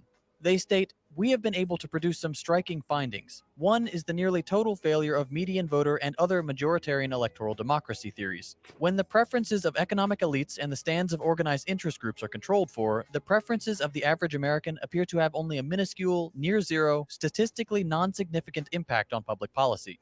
They go on to say, interest groups do have substantial independent impacts on policy, and a few groups, particularly labor unions, represent average citizens' views reasonably well. So he's actually going to make this point. I think he's going to make the more union point. I agree. I agree. Confederalize your unions. But the interest group system as a whole does not. Overall, net interest group alignments are not significantly related to the preferences of average citizens. Okay. The net alignments of the most influential that's really what we're getting at. So the issue I think that people have the most with the super PACs is it's not transparent. Everything else we really have is transparent. And I think people would care a lot less about the super PACs and shit if they just disclose donors. But yeah, I mean, they can influence shit. I mean, but also look at the money behind Mayor Bloomberg when he threw his hat in at the Democratic primary for last primary. You know, even fucking Elizabeth Warren was burning him. What a waste of fucking money to throw on that guy. Also, Vivek is backed by big PAC money and stuff. So it doesn't necessarily win. That's the thing. There's the thing where it's generally the candidate that spends the most money, it leans towards the winning. Dr. Oz spent way more money than John Fetterman. And arguably, still, even though Fetterman is fucking awful, probably still better than having Dr. Oz, a guy who lives in fucking Turkey and simps Erdogan in power. I mean, I guess it's simping for Netanyahu might be worse than Erdogan. So negatively related to the average citizen's wishes. So not only are business interests not in alignment with the will of the voting majority, they are directly That's the question. To it. That's the question. What do donors get for giving money to campaigns? They Theoretically, nothing. As far as the law goes, they do not get anything. They get their party elected because they believe strongly in their party and the democracy and the system and blah, blah, blah, blah, blah, blah, blah. That PAC money has conditions, does it not? I mean, look at AIPAC, which people blame everything on AIPAC for being why the Israel policy is the way it is. I would not be surprised if AIPAC was one of the main reasons. Yeah, they're one of the main reasons. I just wouldn't say they're the only reason. Yeah. I still stand on the side that money like this in politics should be eliminated. The fact that the presidential race is essentially a money laundering scheme is so fucking ridiculous. Yeah, and honestly, the presidential races, the races in general, actually, just the voting political system, the way it works, should lose way more democratic. I think if it stays in, any dollar you spend, you also have to basically give to your opponent to spend. Yes. So you can only spend half as much as you want to. The other half is going to your opponent. Yeah, and then it evens out money, and then you can't control who takes that money. It's just that is money. Mm-hmm. It's kind of like how I was proposing when we started this, that if we do go after unethical money, that their money will not like if we work with Scott Richards to do asset seizure. Because like they use the money they seize to like then negotiate for hostages and stuff. Seriously. Yeah. Stuff like that, yeah. Because one thing that I wanted to do, because obviously we're, as a non-profit, we're going to have to be lobbying for money. If we were to go somewhere that we wouldn't necessarily agree with to give us money to do what we want to do, that we need to stress that this money is not going to buy influence. We are not changing the story because you have money. Look at PBS, am I right? Yeah, well, kind of in a similar sense, but it's more of a blank support, and if there's any conditions attached to it, we don't want it. Is more the point. Democracy Now! Is not like bought off. You know, they have donors that might be like from certain backgrounds and stuff, but like, they still got that integral. And that's the main point, is that the money is not going to influence what we cover and what we talk about. We won't give your money back if you regret your donation, though. Fuck yourself. You are gay. Oh, you donated to us and you don't like what we did with it? Don't donate again. Funny, that's what it's like to donate to politicians. Yeah. Individuals and corporations that will probably actually do something with it that'll actually help people instead of go into their pockets or get laundered into the political system and dump it into, or to give to Israel to fund their cum brigade. Yes, yeah, or that. Are allowed to dump as much money as they want into politics, it would stand to reason that their desires hold more weight to those receiving the cock industries. These graphs from the study sum up the findings pretty well. Regardless of average voter desire for legislation on any given issue, the odds of representatives delivering the desired result I say this though. I literally say this. I said at maximum your impact is 20%. I always say this, which is a lot. Considering most of the world, it's go fuck yourself, a bullet to the brain. Yeah. To this, we see a strong correlation between economic elite and special interest desires and legislative action. Yeah. It's almost like that's where their money comes from. Yep. Be alarming, because if our votes are meaningless, then we don't actually have any say in how the country is run. Are these political donations taxable write-offs? Sometimes it depends, but if our votes didn't matter, they wouldn't be begging and trying so hard and spending so much money to get those votes. At the end of the day, it's our votes that do matter the most, because they won't be able to use these corporate interests if they don't then convince us. That would mean our system is not democratic. Yes, it is. But if our votes are meaningless, why do politicians try so hard to convince people to vote for them? Okay, he's going to debunk me. Without a significant number of votes from the population, the country would not be considered democratic. The optics, bro. The illusion of the shining city on a hill would be shattered, and the decidedly undemocratic oligarchy. Bro, you literally support the countries that do elections for optics. You fucking piece of shit. Optics. They do it. They do it because if they didn't, then America would look bad. World to see. So those votes from average citizens are crucial. But by actively seeking votes and encouraging voting, politicians open themselves up to the undesirable possibility of being voted out. If only there were some way to ensure that vote totals from states would always deliver the desired outcome. Oh my God. Enter gerrymandering. As a quick crash course on state-level politics, each state is divided up into voting districts of similar population sizes to facilitate the process of voting and establish a number of seats to be filled by representatives. Makes sense. But what doesn't make a whole lot of sense, from a democratic standpoint, is how these districts are drawn. In America, much to the bafflement of foreign politicians, those is a wild district. That is insane. Positions get to draw their own district maps. Think about that for a second. Do you know the word? The citizens do you know where the should word be able gerrymandering comes from? Someone named Jerry? That is true. I believe the people who called themselves gerrymanders were the people who wanted to invade Cuba to preserve slavery. Oh my God. I'm gonna look that up.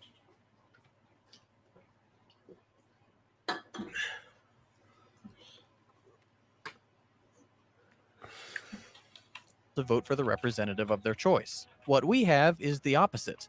Representatives get to choose their voters. They can draw maps that exclude certain populations or... Oh my god. No, they can't. From the name of Governor Elbridge Gerry of Massachusetts, plus salamander from the supposed similarity between the salamander and the shape of the new voting district on a map drawn when he was in office in 1812. There you go. What were the guys who wanted to as invade many of a Cuba certain called? type of voter as possible. I don't know. Cuban nationalists? No, That's part of the reason district maps often look so No, strange. this was in fucking before the Civil War. They've been carefully crafted to deliver the desired result. Wigs? Think what you will of John Oliver. He's got a pretty good episode on gerrymandering. Here's a useful explainer from the show. The Washington Post. This. And that should not be accepted. It gives politicians tremendous do it. And while And it's Trump said technically he not a won't claim it. and you should, or you go calling me a partisan hack, I'm opposed to gerrymandering. Cunt, you are a partisan hack. In fact, you're not even a partisan hack. You are an agent. Not even an unwilling agent. A willing agent. You are fucking retarded. From both parties. And you should be too. Both Democrats and Republicans do it. And while it's technically not illegal, it should be. It gives politicians tremendous control over the outcome Maybe of this is elections. like trains for him. He just loves these points so much that he can't not make 150 videos saying the same point. I don't know. And that should not be acceptable in a healthy democracy. But perhaps even more egregious than gerrymandering is outright voter suppression. There is no right more fundamental to democracy than the right to vote. It's always been in the interest of some politicians to dissuade certain voting Good blocks cause. from casting their ballot, or to make it more difficult for them to do so. But in recent years, voter suppression has reached levels that would cast doubt on the legitimacy of our elections if they were to take place in any other country. Repressive voter ID laws, voter roll purges, gerrymandering is also a form of voter suppression, but at least those responsible. I think the fact that Americans can't just like get an ID is kind of wild.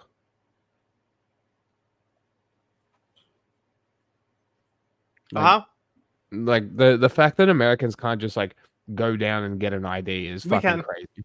Why the fuck do people not? I don't understand. Like if ID voting comes in, like explain the issue. Because I've never actually looked into the voter ID thing. Like, why is this a problem? It's Just go not. get a It's fucking not. ID. It's not. It's not. Well, so it's there's a duality to it. The people pushing the voter IDs are also closing the DMVs that would also issue those IDs to black Oh my neighborhoods. fucking god! That's why they do it. That's epic.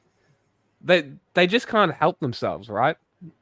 They just can't help themselves but try and fuck over black people. I don't understand. voter congestion is higher in impoverished areas because they limit the status they can do, and that's especially true in the Black Belt. Unfucking believable.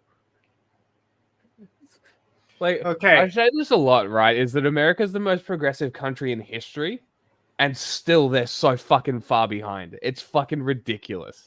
And people are going to be like, oh, but Europe exists. Europe's existed for hundreds of fucking years. America's had 200. Like, that's... I don't understand. I don't get it. Just stop being a cunt. It's not hard. It's... In fact, your life would be easier if you just...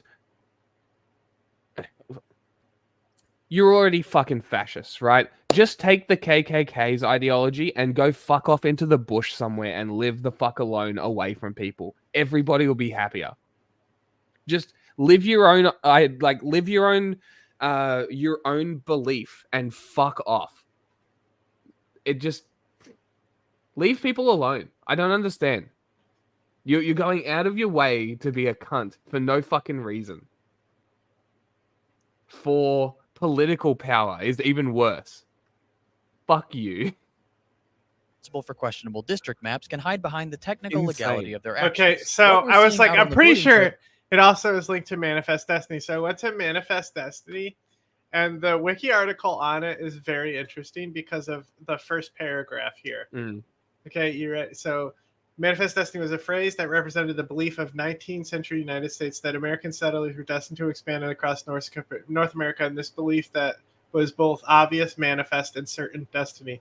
This belief was rooted in American expansionism and romantic nationalism, implying the inevitable spread of Republican form of governments. It is one of the early expressions of American imperialism in the United States of America. Now, you know what else is all over this? If I type in shine. Okay. So the origin of the first theme, later known as American exceptionalism, was often traced to Americans' Puritan heritage, particularly John. These are the people who fucking burnt witches. John Winthrop's famous City Upon a Hill sermon in 1630, in which they called for the establishment of a virtuous community that would be a shining example of the old world. That's fucking Jacobinism shit. That's some fucking Robespierre nonsense right there. His influential 1776 pamphlet, Common Sense, Thomas Paine echoed this notion and argued that the American Revolution provided the opportunity to create a new, better society.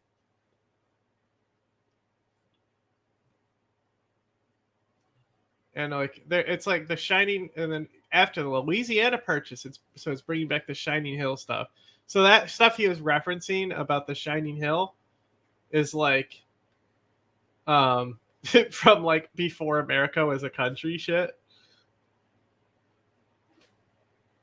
Before they did like genocides. We're going to be a better country. Genocide. It's funny that it always comes back to religious missionaries. The root cause of everything. Trail is much more alarming. Instead of going to all the effort of trying to convince people not to vote, those in power have taken to simply closing polling locations. People ask why. Like if anybody was to ask, why am I against religion? Why am I not religious? History. I don't believe in ideology whose entire existence is imperial in nature. I was close. Okay. Because like really, right? Abrahamic religion in general, its only way to perpetuate its existence is imperialism. It is an inherently imperial ideology. For religion to maintain itself, it must make people religious. That's why I'm against it. What were you close? Okay, I was close. It was another term we were talking about. It's not gerrymandering. It's filibusterism. After the Mexican-American War ended in 1848, disagreements over the expansion of slavery made further annexation by conquest too decisive to be official government policy. Okay. So. And then the filibuster became a thing. Mm-hmm. Where's that etymology come from? Filibuster, also known as freebooter, is someone who engages in unauthorized military expansion into a foreign country or territory to foster support of a political revolution or succession. The term usually applied to the United States citizens who incited insurrections across Latin America. Independent citizens who did those coups, by the way. I didn't realize. They actually do say not for sale in America on the back of them. Told you. That's wild. Yep. That's crazy. That's how to get your bodega fucking raided by police. Don't check all your fucking wrappers from your fucking storage. The company could switch distributors that you're buying from and you wouldn't even know. Yeah. You just fucking restock. You don't fucking check every pack. It's crazy that it's not allowed in America. I feel like you know us. You know us. You got to divest that company, baby. We want a slice of that pie. That's why we. Oh, is that why? Oh yeah, it's because of fucking import taxes and shit. Yeah, yeah, of course, of course. Fucking hell. voters don't even have the opportunity. This has been a widespread problem in recent years, and it's finally starting to get the attention line it and deserves. shit? Take the Ridiculous. Kentucky primary on June 23rd. Ridiculous. In a normal election year, Kentucky would have over 3,700 polling stations available. This time around, they slashed that number to under 200. Hire some crypto bros, make an app, make a voting app, make it based on the blockchain. Give everyone a blockchain number to sign in with. I'm sure it can be streamlined into an app form. Every person's ID is, unique to them. You vote, that's your number, that's your blockchain, that's your vote. I don't think this is an unreasonable way to go about it. Nearly half of It is Kentucky's black annoying to voters get your live in a ID. single county. Jefferson County Okay, had just I got one it. polling I got a station. story. I got a story. So I have to update my driver's license right now, so I can Mm. start like driving to do deliveries and stuff. Okay, I got contacts. Right, I had to have an eye exam to get those contacts. That eye exam was 8 months ago. They just fucking updated it, so when you renew your license, it has to be 6 months. 6 months. An eye exam in 6 months before you fucking renew your license. Are you fucking kidding me? My vision literally hasn't changed. Like, who is this fucking blocking? Right? People who are vision impaired and don't have a health insurance. Because guess what? You need fucking health insurance to get an eye exam. Who did this policy? What the fuck is that shit? Like, get it the fuck out of here. Fuck off. One polling station for over 750,000 residents.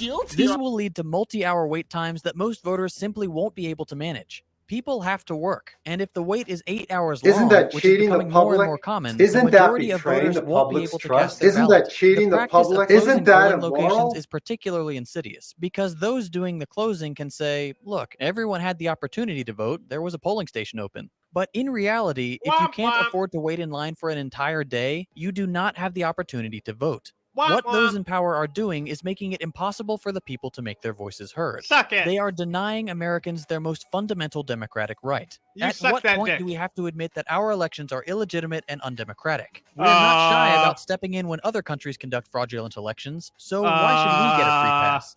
To return to the study we discussed earlier, in their conclusion, the authors state, what do our findings say about democracy in America? They certainly constitute troubling news for advocates of populistic democracy, who want their governments to respond primarily or exclusively to the policy preferences of their citizens. In the United States, our findings indicate, the majority does not rule, at least not in the causal sense of actually determining policy outcomes. You wanted to say something? No. When a majority of citizens disagrees with the economic elites or with organized interests, they generally lose. Moreover, because of the strong status quo bias built into the US political system, even when fairly large majorities of Americans favor policy change, they generally do not get it. They end by saying, we believe that if policymaking is dominated by powerful business organizations and a small number of affluent Americans, then America's claims to being a democratic society are seriously threatened. And they're absolutely right. In fact, I'd go even further and say that the United States is no longer a democracy. If our districts are gerrymandered to all but ensure a certain outcome, if our polling stations are closed, making it impossible for us to vote, if the desires of the indexes will say that it falls below the full-fledged democracy line, which is true, and it fundamentally has to be because of the Constitution itself. Mm-hmm. That's why Australia, who doesn't have a constitution but still lives under a monarchy, gets a higher democracy score. Democracy is not everything. Yeah, it is important. It is critical that it exists, and elections should be as free and fair as possible. These are issues that need to be fixed for sure in the United States. Gerrymandering, filibustering, these types of things can be fixed. The issue is that until very recently, like after 9/11 and some certain acts were passed, it was not considered a flawed democracy. It was a full democracy. Mm-hmm. Then some things happened, and it's I kind of like Friendly Geordie's definition of Australia as being a managed democracy, or like a guided democracy, I think is what he called it. Managed democracy, huh? Yeah, Gavin me harder, daddy.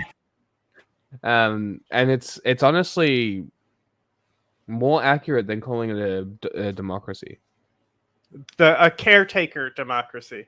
Yeah, it's we have zero input on laws and what the government does. Zero. Nobody has input on laws. No. I'm saying unless you're the ATF, apparently. Nothing. We can do nothing. Our votes mean nothing. Mm-hmm. And it's because they're forced. It's because they're required. Our votes are meaningless. The parties pick the leaders. We don't pick shit. It is a complete separation of power from the people. But anyway, it's exactly the limitations of government that make America undemocratic in many of these charts and indexes is the limits that are put on government that is considered undemocratic because it limits the will of the people. That's a contradiction. That's a paradox. Mm-hmm. Yeah. Interesting. America is just different than a lot of other countries, plain and simple. I think America, and this is why I say don't compare America to any other country. Only compare America to itself. There is no country like America. There's a reason why America is the country that people imitate. It's like a flawed democracy, but it's barely under the threshold to be a full democracy. Of average voters are disregarded, even with an overwhelming majority. If corporations and the ultra-wealthy can simply buy their desired legislation, we're not living in a democracy. It's also it literally can't be an oligarchy. It literally can't be an oligarchy because the government is still making the decisions. Even if they're influenced by money, that's not what an oligarchy is. Yeah. The oligarchs literally run the government. And the plutocracy like in Russia. And a plutocracy is when only elites run the government. Fucking AOC, a bartender, got into governments. That's not a plutocracy. Look at fucking Carter. Is that this half dead over there, falling asleep. This is not shit. some unforeseeable and unforeseeable outcome. This is the system functioning as intended, at least as intended since the 1980s. Boo, Reagan, charity for the many to build the ever-growing affluence of the few, with no way to challenge the status quo by electoral means. Crumbling infrastructure juxtaposed with glistening new corporate campuses and headquarters. Tens of millions of Americans laid off during a global pandemic, while the richest handful of people become even richer and the stock market hums along nicely. We need to come to grips with the fact that there has been a consensus in American politics for decades now. The Democrats and Republicans represent two wings of the same party, dedicated to maintaining corporate dominance. Ask yourself whose voice matters in American politics. Whose desires are taken into consideration. It's not a single issue. It's not corporate dominance either. It's the GDP bottom line, which ends up being corporate dominance. But that could change as long as the GDP stays the bottom line and it becomes more in the hands of something else. It could change in theory. That said, there is literally party shifts happening right now. Like even the Democratic Party is separate from the Democratic Party. There's at least two predominant thought patterns in the Democratic Party. The Republicans only one, and then Mitt Romney. Rich. Our environmental laws benefit corporations. Unions have been gutted and all but destroyed to remove workers' bargaining power. Our news networks are owned by the rich and politically connected. Our healthcare system is a massive for-profit industry that turns human suffering into giant checks for politicians. And all the while, the two major parties put on a bit of political giant theater. checks for the fucking businesses. Well, don't equate it to fucking insurance politics. Companies mostly. It's the thing is that there's no regulation. Government could stop them. They just choose not to. Slandering each other as the at ultimate the end of the evil. day, When GDP good. Yeah, line on graph go up, people don't matter. More tax go. Which is why capitalism will eventually eat itself. Collapse. Lenin was right. Yeah. It will eventually collapse because if you continue to treat people as collapsed. Nothing. It has collapsed. This is that times. Who's that one guy? I'm talking about is total when the collapse. government does stuff. I'm talking about total collapse. But the Great Depression was a total collapse. It still retained itself, but so I wouldn't call it a total collapse. It didn't retain itself in the same order though. It had to modify itself. It had to adapt. Right? So that said, if capitalism continues to collapse and collapses enough, it's going to shift towards a new system, which it has in the past. It's just stayed capitalist. It's just been slightly less industrialist, slightly monopolist, that type of stuff. And also, even 2008, you know, like only one guy got fucking like any type of punishment for the financial crisis. One guy. Crazy. That collapse affected the entire world. And it should have. The fact that it's only been 18 years Something like is a joke. Like, that's it. 16 years. Then we're already facing another one. Yeah. Like, how did you guys fuck this up again?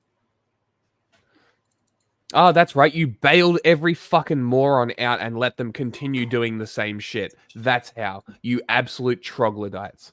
Yep. Economic interests align on just about every issue. They trade places every few years. Voters feel vindicated, then disappointed. Okay, but is then Ireland vindicated again democratic? as their preferred party goes through the motions. Because with if one you want hand to talk behind their about back, corporate reaching for corporate interests, donations. you want to talk about corporate interest, Ireland is far worse. Look, it's the biggest crowd ever to see an inauguration. In a true representative democracy, the will of the people would matter. Our votes would was matter. bigger. You don't have to look Yeah. very hard to see that isn't the case. The United States should not be considered a representative democracy. Yes, it should. If you'd like to help make a difference in the lives of others, consider installing. You should give money to us instead. Because this guy sucks. Yeah. Okay. Donate to our Patreon. Only $1, and then we'll give you a video where you can watch people die who are American.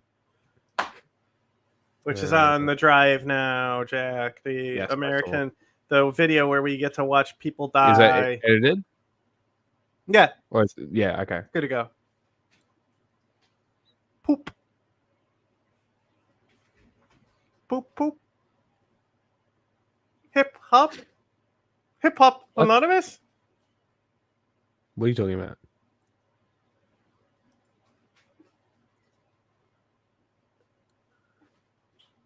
Is the Daily Show gonna whack us? As long as we have as much shit on the screen as possible to obfuscate from them, and Hasan pauses a lot, and we also pause. Okay. They'll probably claim, and then we'd have to be like fair use, and then they'll release. Because I have done one for the Daily Show before. Because Viacom sucks. Cares about you. Oh, fucking do it again. That's Viacom. Job of managing risk after the fall of the Soviet Union. Well, we certainly made a lot of false assumptions, bad assumptions. That doesn't sound along like the way. No. Nah, it wouldn't be us. Wouldn't be us. And the fundamental argument of the book is that we believed somehow, we deluded ourselves, John, into believing that China and Russia, each for their own different reasons, would like to sign up to the Western world. That we were going to go say, look, we got this whole thing. Bro, is he going to debunk the not 1 inch west or 1 inch east or whatever the fuck? We'll see, but I just know people sold this as John Stewart, being anti-Ukraine and pro-Russia. Okay. That's what people said online. They did do that. They did. Both of these countries did that in their own. Putin was You dumb fuck. You dumb fuck. These countries actually did do that in bad faith, but I ignore that it was in bad faith and act like they really wanted it and everything could be good, but America is the bad one who said no. Please clap. Okay. Russia reflects the American chauvinist principles and American imperialist principles, and China absolutely reflects the American capitalism. True. Both of these countries, in very meaningful ways, literally incorporate just capitalism, just imperialism. It's not exclusive to any nation state. No, Lauren, just you.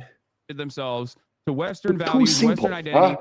Sometimes naive. Phenomenally important, all things considered, with respect to their own individual material conditions. They made themselves a irreplaceable part of the global market. The globby.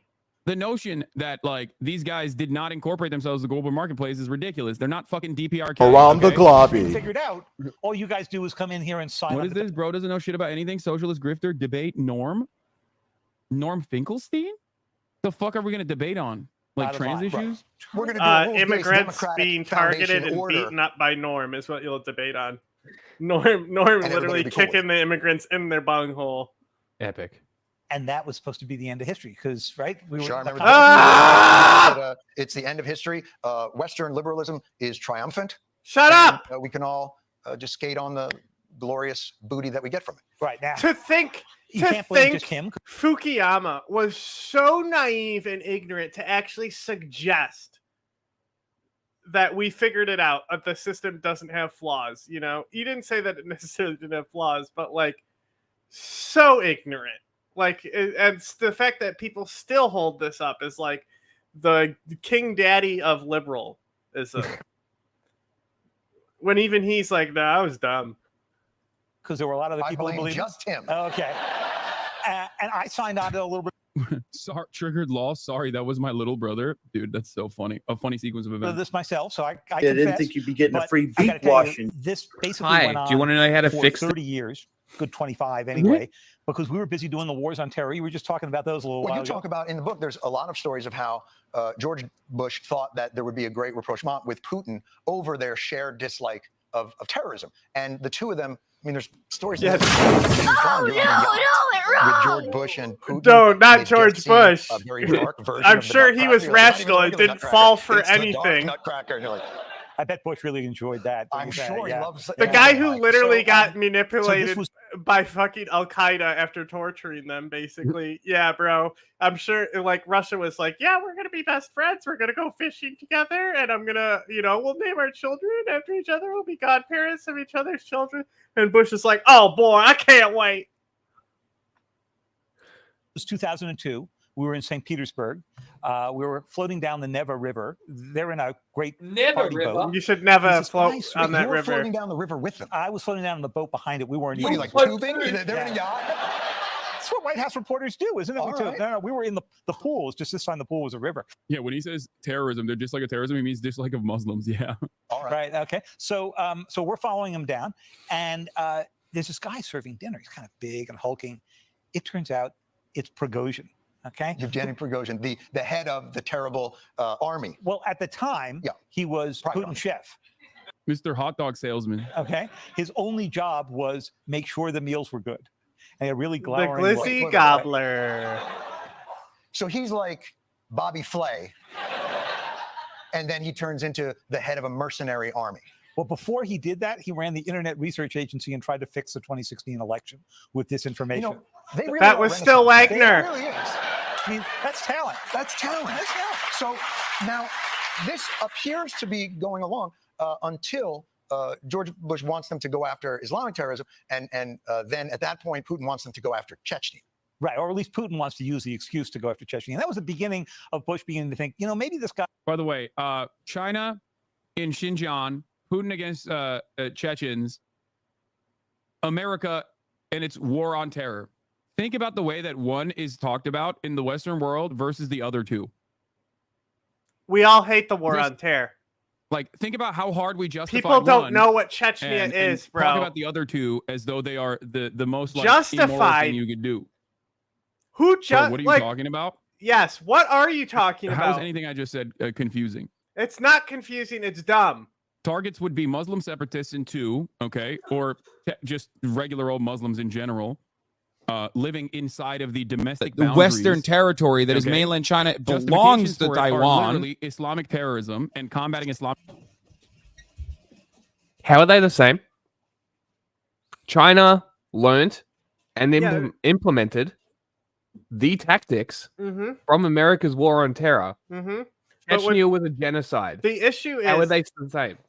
No. The issue is that Hasan is saying that they wanted that people praise the war on terror, but then are so up in arms about Xinjiang and Chechnya. Apparently, people know what that is. Yeah. Okay. Show me people who even know that Putin murdered 20%, 10% of the population of something like that Chechnya in the Second War. Yeah, because there's only 1 million people there, and so 10% is not that much. So you know, show me people who actually know about that. I got a question for you about it.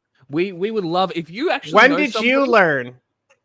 When did you learn? How many years ago did you learn what Chechnya was? That is a good question. Also, if you do know someone, let us know. We would like to talk to them. But like, Xinjiang, nobody talks about it. What are you talking about? Yeah. The only corporate press outlets that have spoken about it is when China fucks up and lets something out, like Xi Jinping literally signing the piece of paper ordering the genocide, or the video of the trains, all of this sort of stuff is only when people will start talking about it, and then they forget about it. They forget about the black sites. Well, China did a good job of acting like it's over. Yes. They actually did a little transparency, and that helped them obfuscate it. They allowed Western press to come in and see the nice camps. Yeah, and just like Guantanamo had the nice camps, huh? Yeah, and the serious stuff. Yeah, they didn't show anybody. As long as you didn't protest your stay, you wouldn't get in the force feed cells. Yeah, how great. And the detainees are given an opportunity for 3 delicious meals. When did you first learn about what Chechnya was? It's a very good question. I'm actually interested to. I remember telling you what it was. That's how long ago it was. Before we started 5th gen for sure, but not long before. Well, I knew about Chechnya before then. I knew that he had gone in because I studied Russian history, like Soviet history. But I just remember like talking to you about like certain aspects of it. Yeah, because I never knew specifics, but I knew that it happened. The one thing that I did learn that I didn't know about was Georgia. There's also the whole like apartment bombing scheme. How it's like the 9/11 conspiracy of Russia. Yeah. So it's very interesting, and unfortunately, people don't realize it was probably his first genocide, but unrecognized one too. Economic terrorism for America. It's natural resources that they no, it's not. Overseas. No, it's not. Also, America's war on terror was the most protested war in history. Especially the invasion of Iraq. So very controversial. People were talking about it a lot. Who's making money off of the oil in Iraq that we fought so hard for, Hasan? Go ahead. Oh, Iran? Oh, okay. One is seen as like a defensive posture, a defense against the global war on terror. The other two are like obviously seen as deliberate ethnic cleansing campaigns against a Muslim population inside of their own boundaries. What? Are you talking about us ethnically cleansing people? Where? Fallujah 1? When we tried to fucking push through Fallujah and then like literally the state of Iraq was like, you need to stop. You're like ethnically cleansing. And we were like, okay. And we did. And then only later we had to go back in because Iraq couldn't withhold the security state of Fallujah. Yeah. Giving me harder, Daddy. Like that's the only example I can think of in the war on terror that could loosely be considered ethnic cleansing because it was forcibly displacing people from Fallujah. Yes. Of the way that people analyze these 3 situations. Guy isn't the one we thought he was. Yeah, they're not comparable. Yeah, well, he made Assad is like all 3 of these things had to do with Muslims, so they're the same. So in 2007, Putin shows up at this thing called the Munich Security Conference, and he says, there are parts of Russia that have been separated from us that really belong to us, to the Russia that Peter the Great created. And remember, Putin isn't trying to recreate romantic nationalism. Romantic nationalism. This is the same shit China's on. There's the same shit. They're pointing to maps and being like, this is ours, and justifying bullshit. That's all this is. Fascism. He thinks the guys who ran the Soviet Union were idiots. Right. You go into his Guess office. what, though? We got a lot of Fallujah content coming to that Patreon. We sure do. Oh boy, the first documentary we're making is literally about we're reacting to a documentary, pretty much lost footage at this time. It's made by the insurgency about the Fallujah Blackwater Bridge incident where they acknowledge that it's an atrocity, but say that the bigger atrocity is caused by Blackwater and the people's outrage against blood contracts. It's a whole perspective from the insurgency before it was really integrated into Al-Qaeda. And then the next one is, I think, the crazy Christian fascist people. And then the one after that is about Zarqawi. But, you know, I sure love me some Fallujah stuff. So important. Peter the Great there. So who do you think he thinks he is? Prigozhin. No. How do we miss all of this? And even if we had been onto it, what would we have done differently? So first, it was a combination of sort of bad intelligence, wishful thinking. Oh, sure, he's going to be troublesome. Very bad intelligence. Bad intelligence, wishful thinking is 100% America's foreign policy. It's his gas exports. Bro, please stop linking this. What the fuck do you want me to do with this? Yeah. Tensions are easing in New York City. Okay, we'll look at it later. Okay, More let me really finish cares this. about this. And look, up until the weekend before the invasion happened, there's a story of Crimea. No, the invasion of Ukraine. Okay. China is treating the Muslims in Xinjiang with the most respect. The only evidence of ill treatment was from Western-backed propagandists. Oh my god! Come on, big dog. I mean, maybe now, but come on. Guys, no, not maybe this now. Isn't just like Adrian Zen's propaganda or whatever. Yes, there was a mass surveillance campaign in re-education, and it was collective punishment upon the entire fucking region. I don't know why this is like so hard to. I don't know why it's so hard to address, or rather, the way that people talk about it when they. There's a difference between critical support versus unconditional support, and I think a lot of people personally mistake. That's very interesting. He's not outright denying it, but No, he's no, also downplaying what happened. Well, he also is belief in the Chinese propaganda that it was totally ended. They're not doing it anymore. Right. Because they were able to control and scale back their image, especially with COVID. Yeah, as they reduce the amount of content coming out. Yeah, convenient. Take the two and think critical support means like, oh, they need it critically, as in I'm not going to criticize them at all. Okay, like that's crazy. I mean, as the number one China glazer in, I would say, one of the number one China glazers in the Western sphere, as a political commentator, it's fucking ridiculous to make this assertion that, like, on the one hand, you call the detention facilities for undocumented migrants in the southern border concentration camps, and then simultaneously talk like you're a MAGA guy, but for China when it comes to China. It's crazy. Got him. It's so weird. And I'm not like, it's funny because, like, obviously my haters always say I'm a China glazer and say, like, oh, there is no ill treatment of Uyghurs in Xinjiang or whatever. I do personally, yeah, I mean, I recognize it for what it is. The Western territory that is mainland China belongs to Taiwan. True. You're damn right, Hasan. Not going to war for something that used to belong to. It's crazy how far Xinjiang has come. It's at the point where USA Today is running propaganda pieces for it, paid by the Chinese finance companies. Discover Xinjiang's resurgent crossroads of trade and tradition. That is amazing. What? That is actually crazy. USA Today. Oh my god. Yeah, they Xinjiang, gateway to China's future, where culture meets commerce. Connections by USA Today. I hate this. That is amazing. Only 2 years prior. Shit. Insane. How much high? Give me a break. Russia.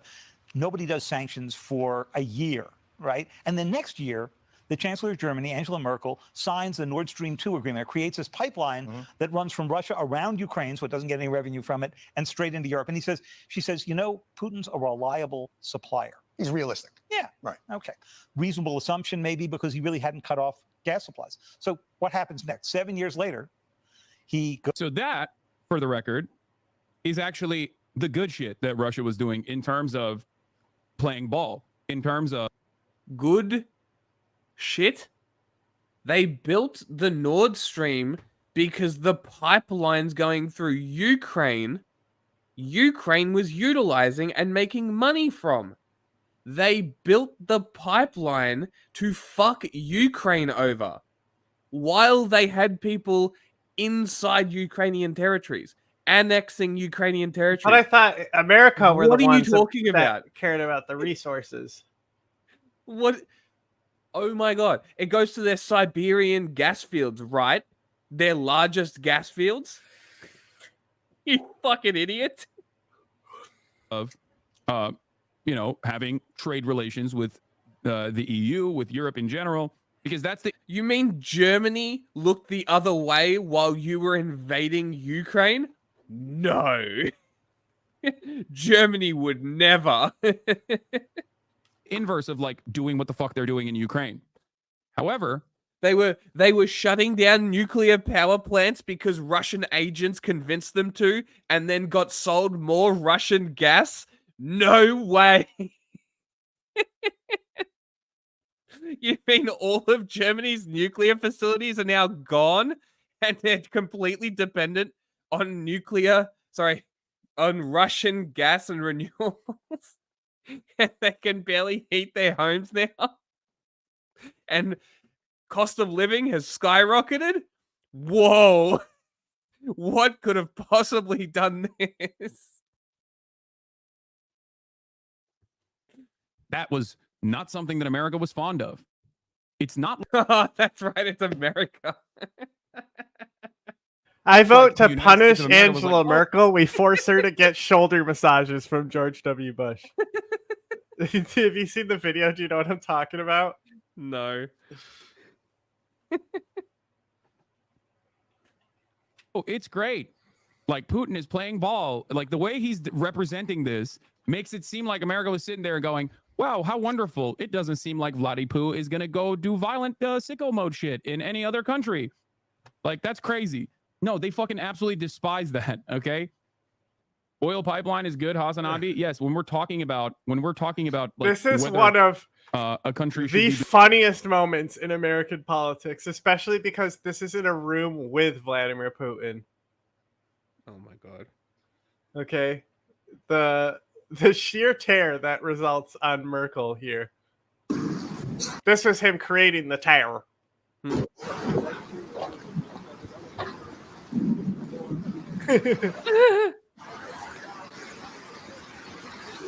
He's so weird. She was unimpressed.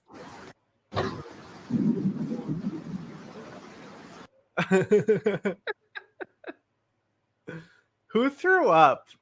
Was it the king who threw up on her? Who threw up on somebody? I don't know. They threw up on another leader's lap. Let's throw up on his desk.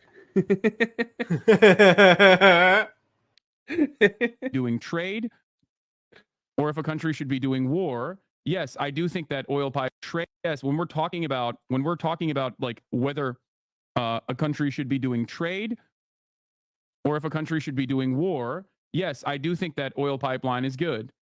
Do you think it's good that Russia manipulates European economies and information warfare to shut down nuclear energy so that they then have fossil fuels pumping back into the country? You think it's good that now that gas independence on Russia that was formulated by Germany is now facilitating the Armenian genocide? Isn't that cool? We love pipelines. That's Russia playing by the ball. That's Russia playing by the ball. Russia above board, baby. We're part of this new world order, lawful world order. That's us, Russia, the law. Don't forget China sending their offloading their overproduced EVs. That's China playing ball too. In that situation, it's significantly better than what? Add Twitch nuts. We'll share there. You're so cute, BB. To be the exact kind of his destiny, kind of fast. So to evacuate him because he didn't believe they would invade. So what did he think that noise was? He got out of town kind of fast. So this is all hindsight, though. In truth, what could we when someone is imperialistic in that way, what can other powers do short of an actual shooting war to prevent these kinds of things? There's no guarantee that tougher sanctions after Crimea would have deterred him. It sounds like this is kind of his destiny, and he's fulfilling that destiny come hell or high water. So that's the other piece of this, which is we impose our values on Russia, China, and we think, well, we're not going to do something that would get in the way of our economic interests. Neither would they. So China's a really interesting example. Well, Xi Jinping comes in because more they than 10 don't years think ago. like you. Joe Biden spent a lot of time with him, traveled around with him. But the intelligence reports about Xi are, this guy's not going to challenge the West. He's going to tend to his economy, make sure all is good, right? We now discover, and you read about in the book, there are these secret speeches that he gave almost as soon as he came into office saying, we're going to build up our nuclear forces to the size of the Russian. Dude, that's such a funny fucking take. That's not challenging the West, big dog. This is the problem. Like, people think nuclear proliferation occurs in foreign nations as a direct consequence of like wanting to challenge the West. No, Xi Jinping, now I'm back on the fucking China dick riding train, okay? Xi Jinping literally came to the United States of America a couple months ago, if you guys remember. When he was in San Francisco, he had a conversation with Joe Biden. In that conversation, he straight up said, we do not want to do nuclear proliferation. You have forced our hand to do nuclear proliferation. We will actually engage in denuclearization if you remove some of these fucking bases from Japan and the surrounding island nations from the South China Sea. That's it. That was. Hey, Hasan, guess what? Do you think America wants those bases? I'm sure they love that they have those bases. If they could save money and remove those bases, they would. I hesitate to say that the answer to that would have been no, because Japan, the Philippines, Taiwan, Vietnam, all of these countries in the South China Sea, where China's doing its imperialism, have probably asked them to be there. I know for a fact that Japan and the Philippines and likely Taiwan have all asked America to be there. So, sorry to break it to you, but just like Ukraine and Russia's ceasefire peace agreement, it's not your country. Lightning bolt. Womp womp. The major reason. That was the major reason as to why these guys engaged in nuclear proliferation. It's a perfectly understandable development for a nation state that is being threatened by nobody's threatening China. American hegemonic power in their own fucking backyard. No, they're not. No. What is happening is called imperialism. They're not and what being you threatened. are doing is defending imperialism. Vassal states. Shut up. Nuclear deterrence in mainland China is somehow a fucking threat against the West. Is such a cynical view from the West. It's almost like both countries have an interest here.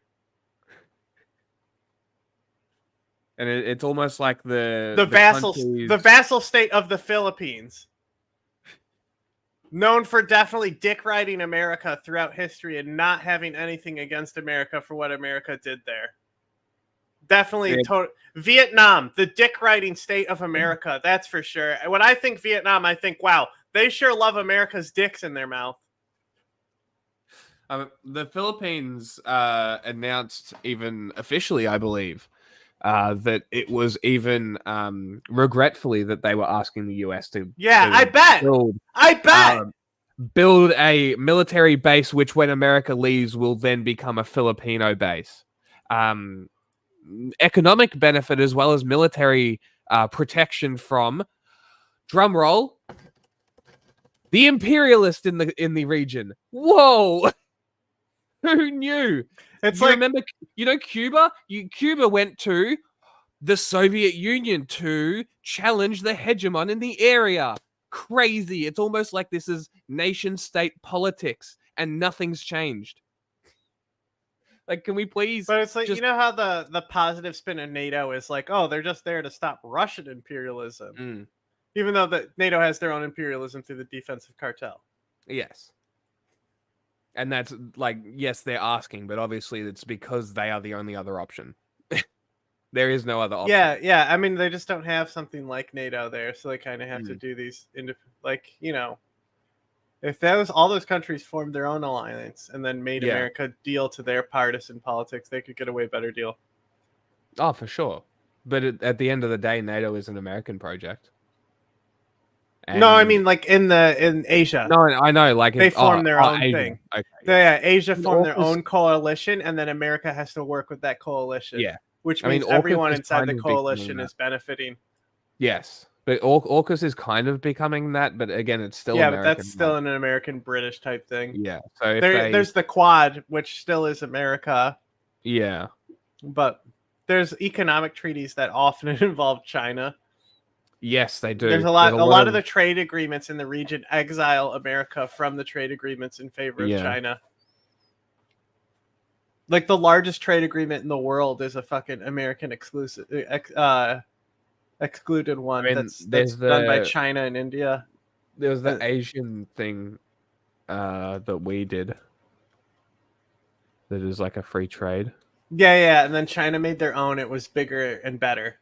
The Association of Southeast Asian Nations. Brunei, but the thing is with the Laos, Philippines is that the Malaysia. shit we did in the Philippines was so bad. It's one of the most like things where soldiers were like defecting because they had such a problem with what they were being ordered to do. Like the atrocities in the Philippines are probably America's greatest atrocities that weren't committed on their own soil. You know what I'm saying? Yeah. They are. This is it. This is exactly what you're talking about. Because China's included in the one I'm thinking of. Yeah, this one excludes China, and it probably excludes China for a reason.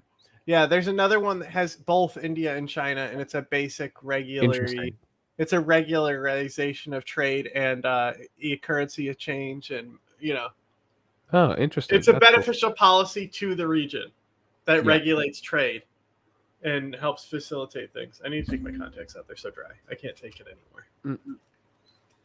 But do you believe China, though? Yes, I do. I do believe China. I do. Because I have an opinion that most state actors, and maybe sometimes, like in the case of Russia, this might lead me down a false prediction. Okay, but they're rational actors nonetheless. It is not going to change my analysis. Well, in that case, it would be more of a union against the hegemon then, I would imagine. The regional, well, even China's not even the regional hegemon. I'd say that that's Japan, but military maybe, because Japan doesn't have imperialism anymore. I'm sure that they fucking want to, but it's not effective. It's not outward. On looking at countries as like and the leadership of countries as rational actors with motivations that are quite. The CCP is functionally irrational. Fascists are not rational. So similar to our motivations. Well, American motivations are economic. Almost exclusively. Editing, come the fuck on. Our fighter jets of the White House when she came to visit and promised everybody he wasn't going to militarize these islands they're building in the South China Sea. Yeah, a year or two later, you look on satellite photographs, there are fighter jets showing up on the islands. Kind of looks like military. Well, that's just okay. Like, why? The question is why? Also, once again, it's their fucking backyard, brother. Oh my god. It is their backyard. Maps say China, so it China's is Hasan's take right now. Dumb. Dumb. You are dumb. You are listening. You heard it here first. Invasion of Mexico justified.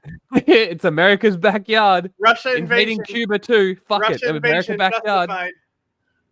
Justified. Don't fuck with America if they make bases on or around Cuba, staging an invasion. Oh my god, wait. Weren't you against America helping in Haiti? That's America's backyard, baby. I disagree. But I would say it breeds atrocities. Yes. And sometimes fascists do come out of those atrocities, but fascism often develops without an interest in capital. Georgia Maloney came about not because of a capital interest. The country sure has a lot of debt problems and things like that, but they ultimately swung fascist because of immigrants who are then destabilized by capitalist interests, right? And those so then you could say like a back road type of way. It's pushing fascism there. India, it's much more geopolitical, where they hate fucking Pakistan and all this shit that you know. China. And well, just Modi's very charismatic. Yeah. You know, like Erdogan did not come in because of economic interests. Daesh does not exist because of economic interests. No. The Uyghur genocide is not pursued over economic interest. That's literally their labor force that they use for slavery. So it's against their interest to pursue a fascist policy there. It's against India's interest to pursue their policy against the Sikh farmers and stuff. Fascism often acts in counter. Russia, great example. Russia is doing fascist shit that's impacting their bottom line of economics. If anything, it's less beneficial to be a fascist unless you're a specific country that likes to buy guns from America, or you're Israel. Then fascism will benefit you, and everyone will let you do it because America says so. Why are our weapons directed at China? They're not. And why should Damn straight. Given the history of the United States, also New Zealand is Australia's now. Fascism is the reaction to neoliberalism. Instead of becoming fascism is. No, not really. Yeah. Liberalism is one of the ideologies that kind of fought over control of the 20th century. So yeah, really. There's proponents of neoliberalism that's in both socialism and fascism, and it's like there's like the 4 categories of the Enlightenment, and one of those is nationalism.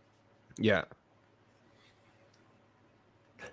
New Zealand is the Maoris, bitch. Maybe we should take New Caledonia from France as well. Fuck them. Yeah, that's cool. Of America, why should any fucking global power not feel threatened when American missiles are aimed at them? We have demonstrated our interest in using everything, including nukes, on civilian territory. We are the only nation that has done so. Why the fuck would any other country not be afraid of that prospect? Did you know that what was it now? 75 years ago? Can you imagine? Yeah, Japan was the only country that crashed airplanes into fucking aircraft, or fucking ships, right? Like, oh wow, a lot. Fucking, would you believe it? Al Qaeda, some say Saudi Arabia, were the first ones to crash airplanes into buildings. Can you believe it? Insane. So what? Because 79 years ago, 80 years ago, America did this, and it never happened again. Nobody has dropped a nuclear weapon on anybody since. All of a sudden, America's just like willing to do it, just cause your narrative deems it so. Fuck you. Get fucked. It is ridiculous. Yeah, it is ridiculous. Why does the U.S. get to sail warships off the coast of the Chinese coast, and when they have known to fake international waters? China can also sail those ships there. Yes.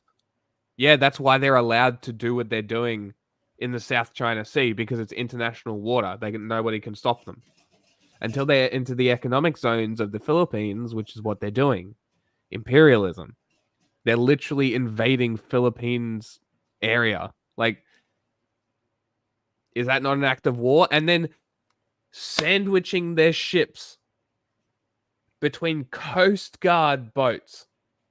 How is this not an act of war, really? Like, I'm so surprised the Philippines hasn't responded more aggressively. I'm trying to think of the 4. One is liberalism that comes out of Enlightenment, but there's 4, and the other one is It's romanticism, liberalism,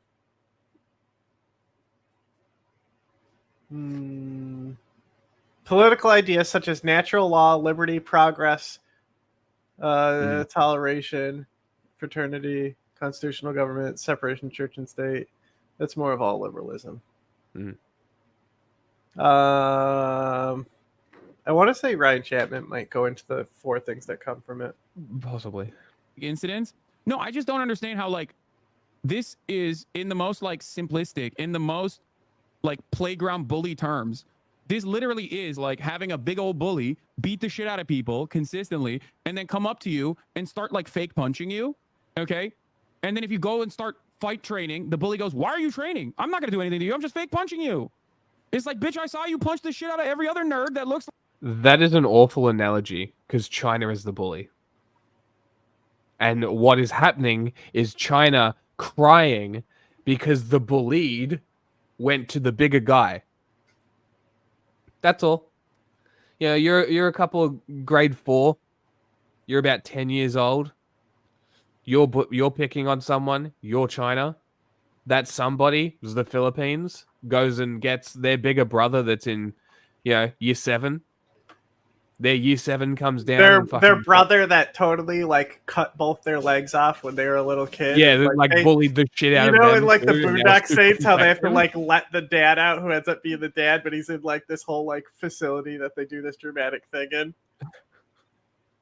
But like it's such a funny analogy to use because you're literally describing China and the Philippines and what's happening. Like me. Why would I expect you not to punch me? You keep saying you're going to punch my face. Don't defend yourself. Don't defend yourself.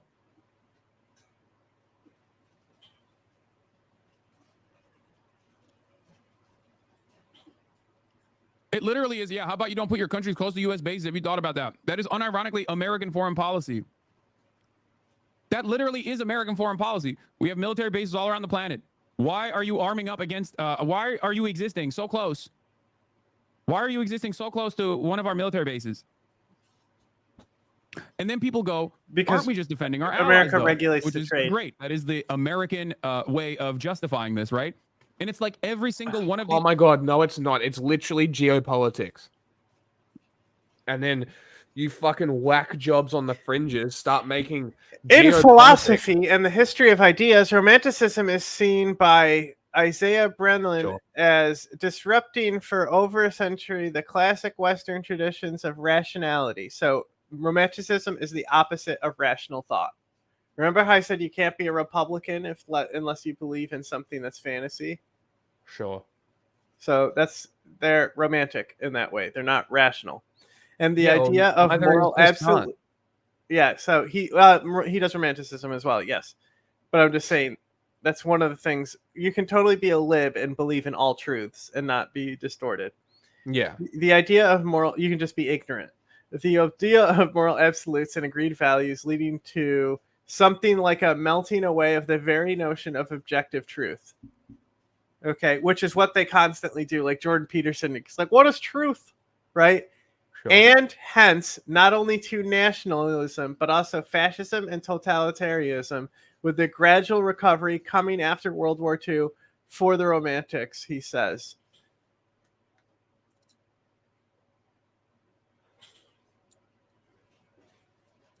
Oh, it also says if Hitler got accepted into art school, it wouldn't have happened. Not really. These countries at a certain point has been like, hey man, maybe we shouldn't let America build military bases here. And then those guys get fucking slaughtered. Is this the same map that says that there's military bases in Afghanistan and China? Is that map? Probably. Is that the map we're supposed to believe? I mean, it's not like we don't have a shitload of military bases. No, I know, but it's just insane to be like, oh, there's so many military bases. Yeah, everybody knows about them. Move on. Get over it. There are military bases. Who cares? Suspiciously, they get packed up. So, of course, what remains of these nations' leadership are perfectly in line with American interests. So then we can just maintain this assumption like that everybody loves this. Everybody wants it because everybody now does want it. Because the ones that didn't want it are gone. Sure. Convenience. Yeah. It's not. Are we lying to them? Did we pack up South Korea? Great question. South Korea is a great question. For years, opinion.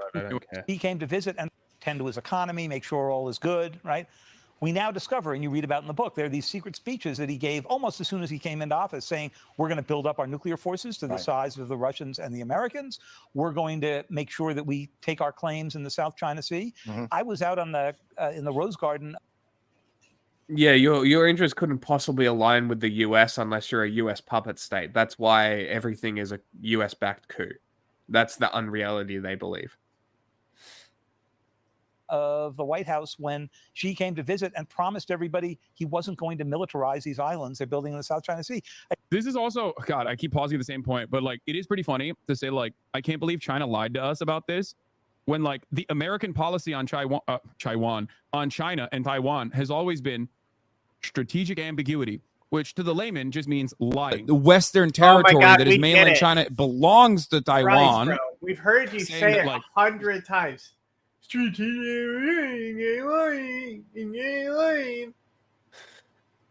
that over and over again hopes that it looks photographs there. Defend yourself. Taiwan will defend itself from China. A year or two later, you look on satellite photographs, there are fighter jets showing up on the islands. Kind of looks like military. Well, that's just convenience. Yeah. It's not. Are we lying to them or are we lying to ourselves? I think more to ourselves. So, we did not want to conceive of a world in which we were back in superpower conflict. We wanted to live in the world in which the U.S. The Western territory that is mainland China belongs to Taiwan. Huh? Why'd you play that again?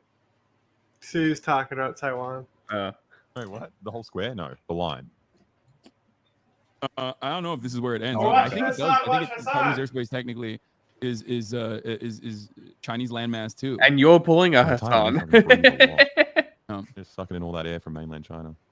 CNN reporter, why is this Chinese theater that they say is armed with air-to-air missiles, and it's been shadowing this U.S. Navy plane now for about 15 minutes.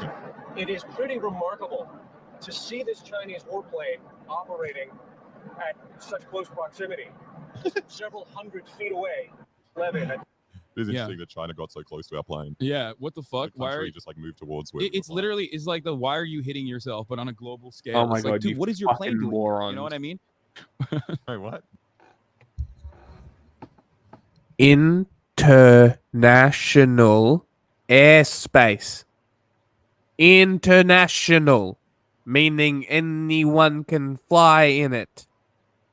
China has no authority to bully other planes in international airspace. Do I need to speak like a child for the rest of the time for you to understand this? Or will you get this? Just like international waters means America can sail their boats through it. Just like China. International. Doofus. The whole... I can't believe there's a Chinese warplane so close to China. What the fuck?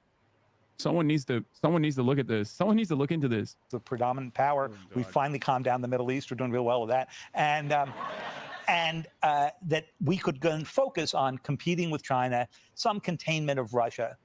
And, Biden happened to be the one sitting in office when this all fell apart. And most of the book is a story of what happens when that fell apart. It's the story of how this Zaporizhzhia nuclear plant in Ukraine, the biggest nuclear plant in Europe, suddenly everybody's afraid is going to become the world's biggest dirty bomb. Yes, yeah, right. And there's an amazing story right from New York City 2 years ago, October of 2022, when President Biden shows up at a fundraiser at James Murdoch's house. They're nice New Yorkers. Not familiar with the last name, but go ahead. Yeah. He's actually sort of the black... Do you think Taiwan, Japan, and South Korea are too far gone to ever become socialist? Bro, what are we talking about? Like, it's like saying, is America too far gone to ever become socialist? The answer is yes. Their current governance relies on them never being socialist. Yeah, it's the same shit everywhere. It's the same shit that, like, anywhere.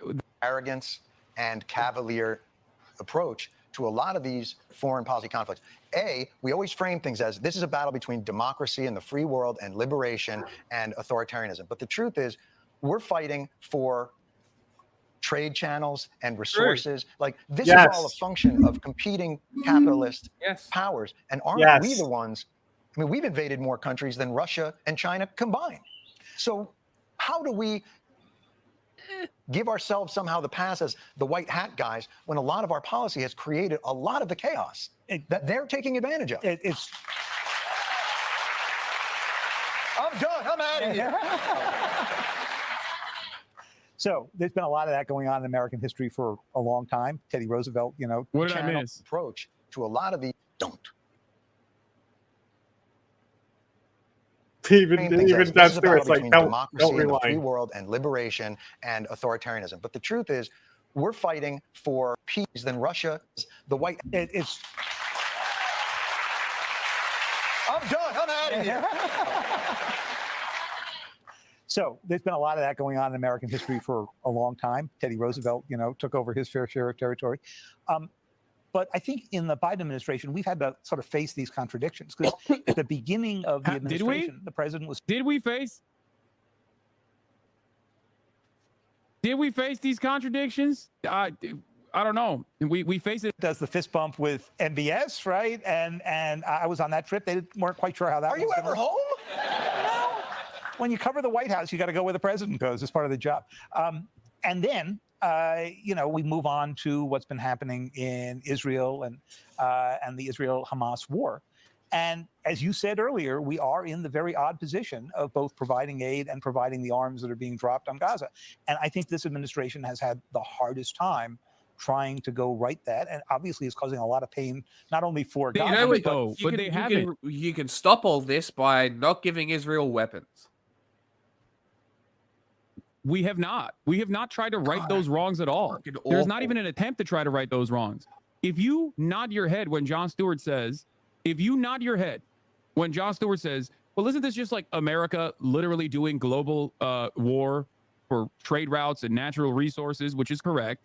And then he nods his head along with that and then goes, well, the Biden administration has tried to grapple with that. It's like, well, but they haven't. They are just continuing the exact same thing. You can't on the one hand say like, well, we try to write this this neat little story. We're fighting autocracy around the world, and we're not really doing that. While simultaneously acting like Biden is doing that, then you just basically fucking destroyed your own point. But for people in the administration who are having a hard time living with it. Would it simplify our position if we stopped pretending our morals were beyond the reproach of all these other countries? Would it help us to not have to scold everybody for failing to live up to? No, because that's an important part of the protection racket.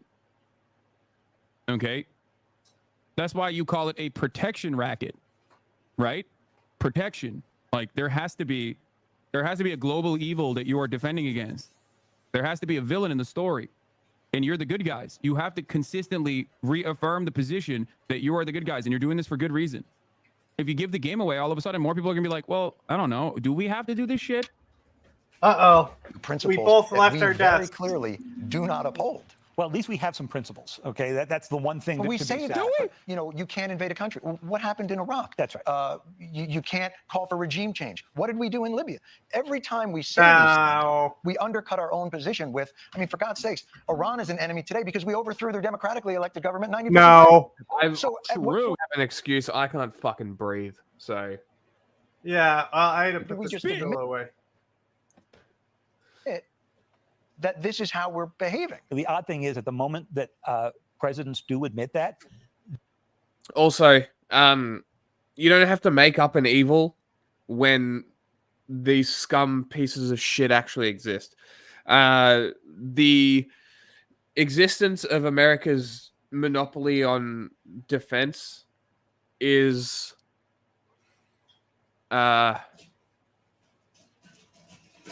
sure, I guess what you're saying is correct, but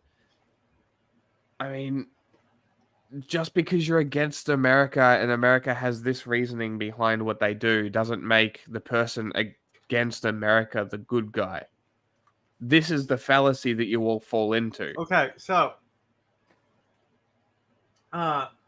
the overthrow of Mossadegh is over-attributed to the CIA coups. Now, the CIA did give funding, but it was enough for like 3 months of ammunition for like a rebel cell somewhere. Because like you hedge your bets, right? Especially in the Cold War era. Britain was much more involved without the knowledge of the United States. If the coup is to be blamed on anyone, it's Britain. That said, it was very much orchestrated by the public. There were similar political movements in Greece. We helped them. We had CIA there to advance them, more in Greece than we did in Iran. But at the end of the day, it does not add up to regime change. If the American democracy like downfalls, we're not going to blame it on the fact that there's other countries' agents from Russia and China here. It would be from the people themselves being mad enough to go after the American government. Maybe their disinformation would help that. Maybe they would help fund rebel groups. But ultimately, it's not like a paramilitary that we send into fucking Latin America and shit. We directly back with arms to like rebel against the government, a specific paramilitary action type thing. Now, then, when we come to the Shah, who is not democratically elected, Brzezinski told his guard, the Savak, to stand down when the protest started. So if anything, we are responsible more directly, for the Ayatollah coming in, not for the downfall of Mossadegh. You should associate the blame to America where it's due, and it's to the rise of the Ayatollah, not to the downfall of Mossadegh. Iranians like Pega will argue that I'm wrong here, but they're irrational because it's their country and they're more irrational about it. Just like how the Free Syrians will buy into Turkish propaganda about Kurdish people. They get chewed up for admitting to American error. Obama went and apologized to the Iranians. I'm not saying apologize. I'm just saying, like, take off. Damn, dude. Damn. No way, bro. Did Obama apologize? That's crazy. Here's a former U.S. ambassador like admitting that we Libya don't oppose China for any reason, but we want to be more powerful. Because Libya is more... We're more implicated in Libya than we were in the downfall of Mossadegh. But, you know, like, Libya was a French conflict. Yes. Why are we taking the heat for France on that? It's stupid. I don't know. Fuck. It's just like the initial Yemen war. Yeah. Like, we were there to kill Al-Qaeda. We Yeah. didn't even, like, care what was going on with the Houthis and shit. Oh, he finally gets back to it.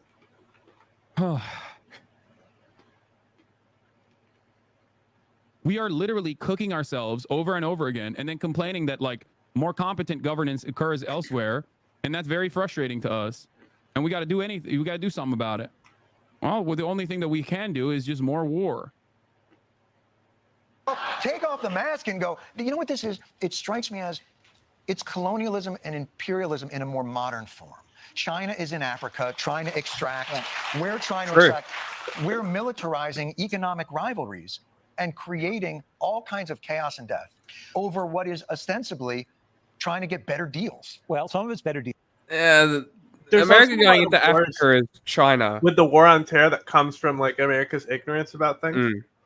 So, like, they obviously hated Gaddafi. Look at Hillary. Right? It's not like they care that he died. Or it's not like they didn't help set up the opportunity for his people to kill him. Both are true. That said, America's key interest there was Al-Qaeda. Because Al-Qaeda technically was the side America was helping.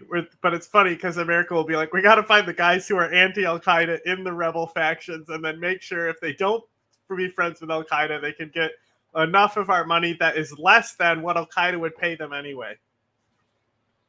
And that's basically why America's foreign policy and the war on terror went to shit so many times. Technology. They do the same thing with the Syrian I rebels. argue in here that with China, same policy. That's why both are shit. One actually had Russia to back and protect them. Gaddafi didn't have friends. That's why he died.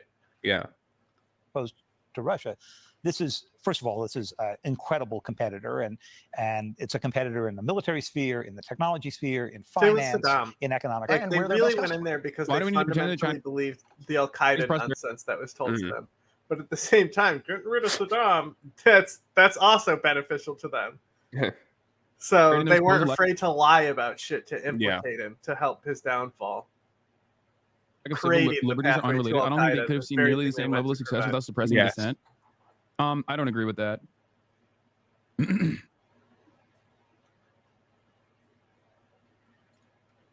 Specifically, see it happen.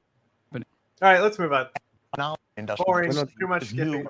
Right. And that's really what makes this different from the old Cold War. So the reason there's new in new Cold Wars, and there's a reason don't there's call it that. First of all, we're fighting two simultaneously. Okay. The old Cold War, that wasn't the case. Yes, it was. Yes, it was. It was. It was. The Maoists fucking hated the Marxist-Leninists. The Tito's people were also not aligned with that. Like, the Maoists did insurgencies throughout the world. Afghanistan, I talk about all the time. The Maoists had a fucking coalition with Mujahideen. They were the first ones to rise up and create they literally created a popular front, a united front, I think they actually called it, against the Soviets there. Because it was a competing ideology in what was like China's like expansionist empire claims. It's Southern Asia, but China was like, no, we actually touch Afghanistan just a little bit. So that's our territory. We're not going to allow these fucking stinky, poopy Marxists to come in here and do our shit. So they were like, hey, we disagree slightly on certain communist principles, enough that we're going to go to war with you. What are the current factors for the current Iranian government to be adversarial to the U.S.? I would argue that they're not. The Americans have clearly shown that they want the Ayatollah in power. They've had multiple chances to back a popular uprising by the people, and they've done nothing. I think that America is more in line, but in a weird way. Like they want Iran to exist because it justifies their presence throughout the Middle East. So I think it's more of like a beneficial imperialism on America's end. And then Iran at the same time justifies all their expansion throughout the Middle East because of those American bases. So they're both benefiting their own imperial interests. And it's not like Iran was in the Iraq war with us the whole time, competing with us in soft power aspects of it. We helped fund the PMF. Without America, there's also no PMF. Like, it wasn't just an Iranian project. There's even American-backed groups in the PMF, like the Yazidis. And yeah, the Ayatollah literally, like the whole this whole tower hit in Jordan. The Ayatollah immediately backed down and was like, "Oops, we didn't mean to kill anyone. We'll get our guys in line. Sorry about that. Here's the head of Hezbollah in Iran or in Iraq. Go kill him with a fucking slap chop." And then they did, and everything was right as rain. Like, what would Israel do? What would Israel do without Iran in there? Same shit. Find someone else to blame. They are. Iran arguably, not, through all of history, but arguably at the current time, they are the most destabilizing force in the region at the current time. At one time it was ISIS, and ISIS created by America, who destabilized many countries. Of the Middle East is collapsing right before our eyes. You just have to have some foresight to see it. This is Baghdad, May 2022. The city is engulfed by a sandstorm, creating thick clouds of blinding and suffocating orange dust. Thousands of people were hospitalized at the time with respiratory problems. Well, sandstorms are common in this part of the world, but they've been happening more frequently and more severely. According to the United Nations Environment Program, Iraq ranks among the 5 countries in the world most vulnerable to climate change. It is also one of the worst prepared.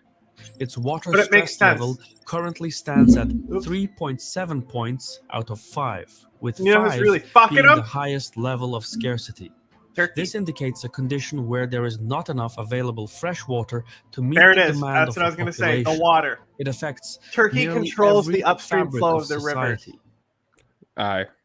And they're putting dams on those rivers. How much water? Literally, entire ecosystems in southern Iraq destroyed. Well, Saddam helped. But all those ecosystems, the fishing of those ecosystems, gone. Because the rivers don't flow that far anymore. Or is China did the same with Laos and Vietnam, the basin at the bottom of the continent. And yet Iraq is letting Turkey come in and kill their own citizens, technically by law. Did you know about this? That seawater is now coming into the rice paddy fields and annihilating all like arable fields there. That's because kind of China.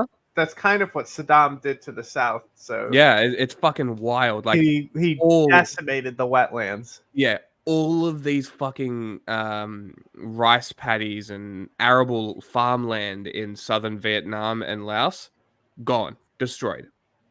You want to know why he destroyed the wetlands? Seawater has seeped into, because there's no fresh water flowing into the ocean. Seawater has now come in. Mm-hmm. Unrecoverable. Unrecoverable. Well, that's physics. China has fucked them. No, that's never coming back. Destroyed the wetlands in the south. I didn't know that. No. Maybe because the south is more Shia. Interesting. Literal, totally economic disaster. Destroyed his fucking country. In the wetlands, their historic, beautiful wetlands, gone. Well, they're not all per gone. household, fluctuating food and energy prices, and so on. A lot of these By countries 2040, Iraq's water stress level is expected to reach 4.6. That is a terrifying number. It's as close to death as a country can this get. is something that I always point out Decades a of lot. armed Not always, conflict. but it's something that I think is underpointed out is the water crisis in Iraq because of those rivers. They're the Mesopotamian marshes. Is that what you're talking about? Yeah, in the south. Iraq's wetlands. If you type in Iraq's wetlands. Yeah, that's what it's come up as. Yep. Its extreme population growth and poor infrastructure have pushed Iraq to the brink. Such an existential crisis would be troubling anywhere. But in Iraq, domestic instability would feed into the wider region, triggering a domino effect of radicalization and extremism that could drag much of the world down with it. The government says it has a plan, but it's a no-win situation, like when an unstoppable force meets an immovable object. So far, so good. Not like his fucking ISIS and Taliban video. Today's sponsor is Odoo. Odoo! Select that. And there it is. You can customize it precisely like you're short of it. Land of two Water rivers. is an instrumental part of Iraq's story. Known as the Land of Two Rivers, the Euphrates and Tigris provided the land with a steady, predictable flow of water. They chart a course from Turkey, Syria, and Iraq before emptying into the Gulf.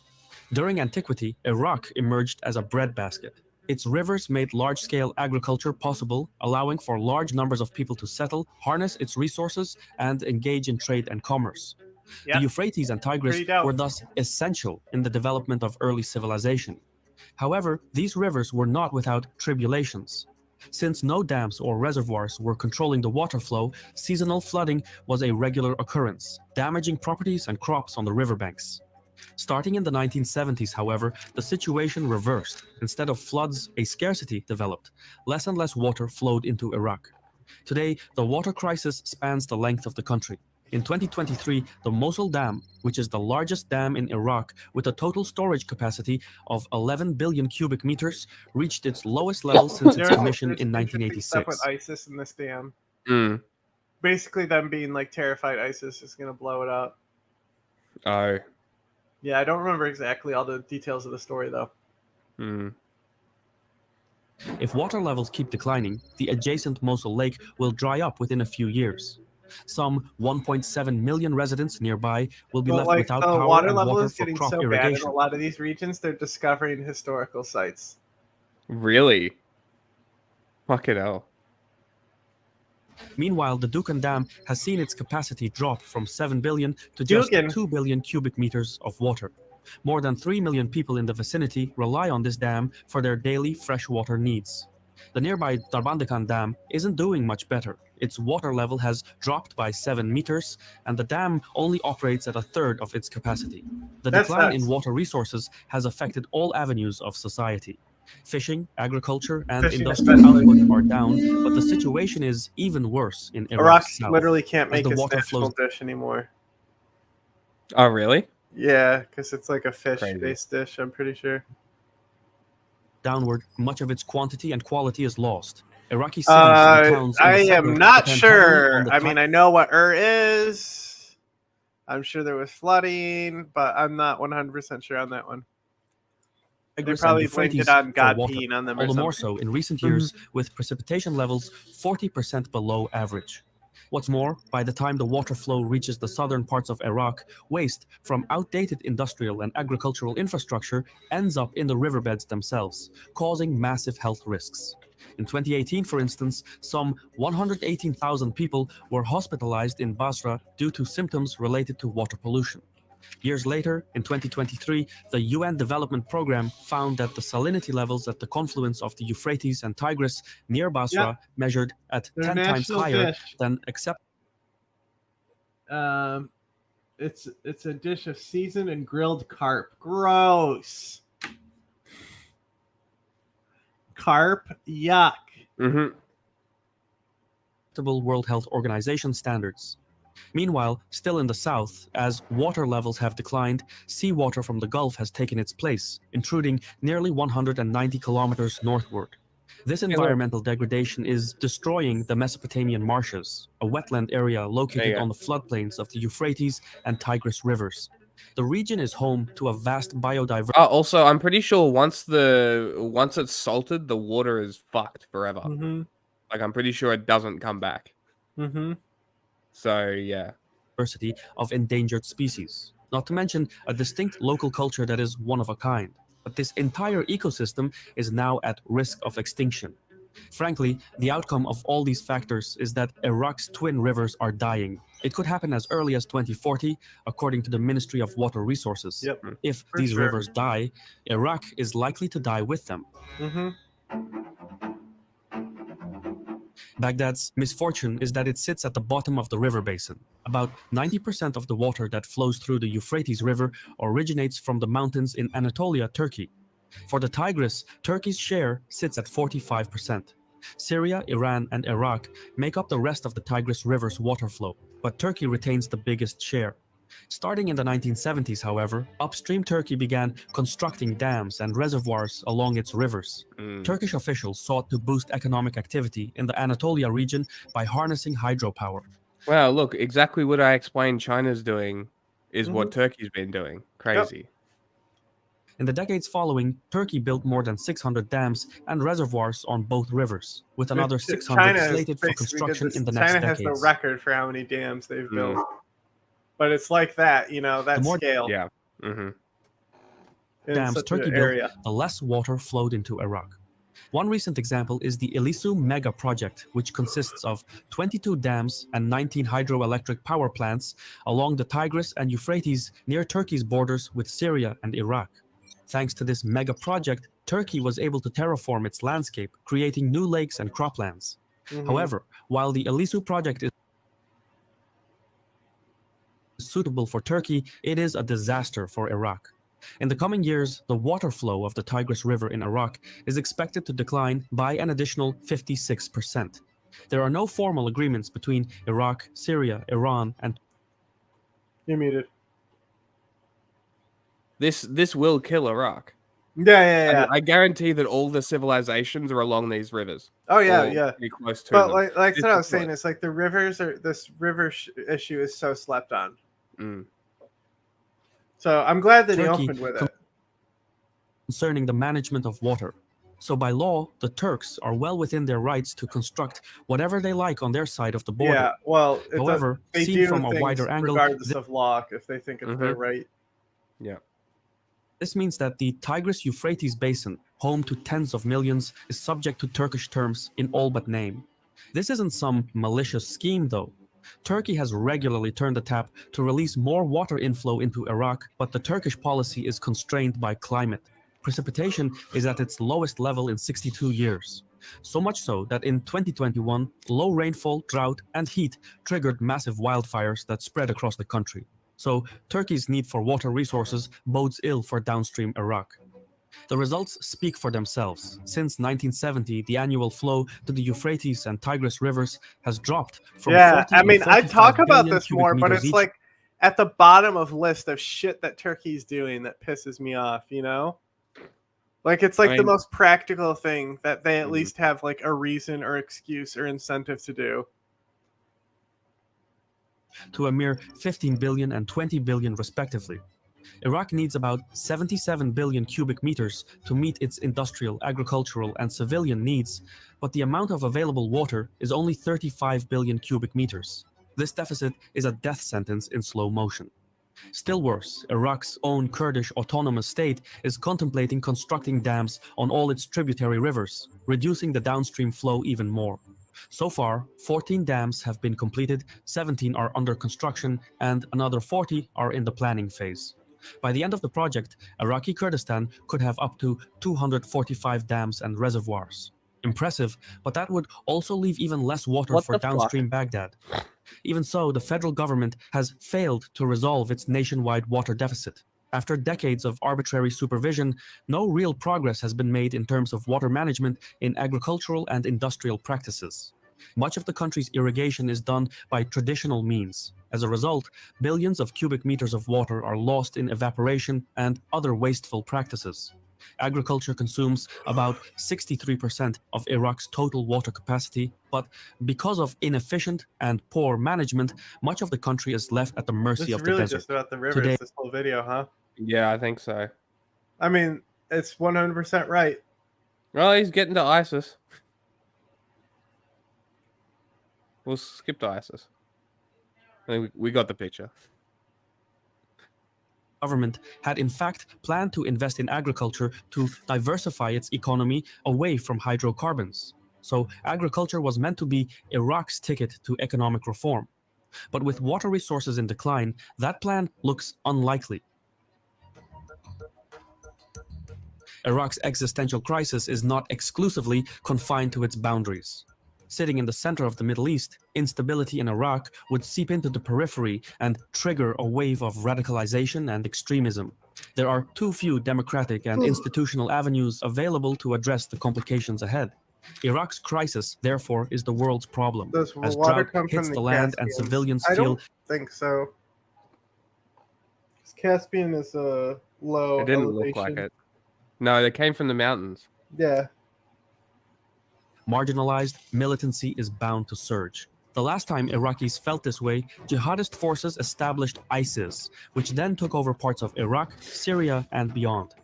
The group committed numerous atrocities, including mass executions, bombings, and enslavement, and sought... No, it didn't go to the Caucasus, no.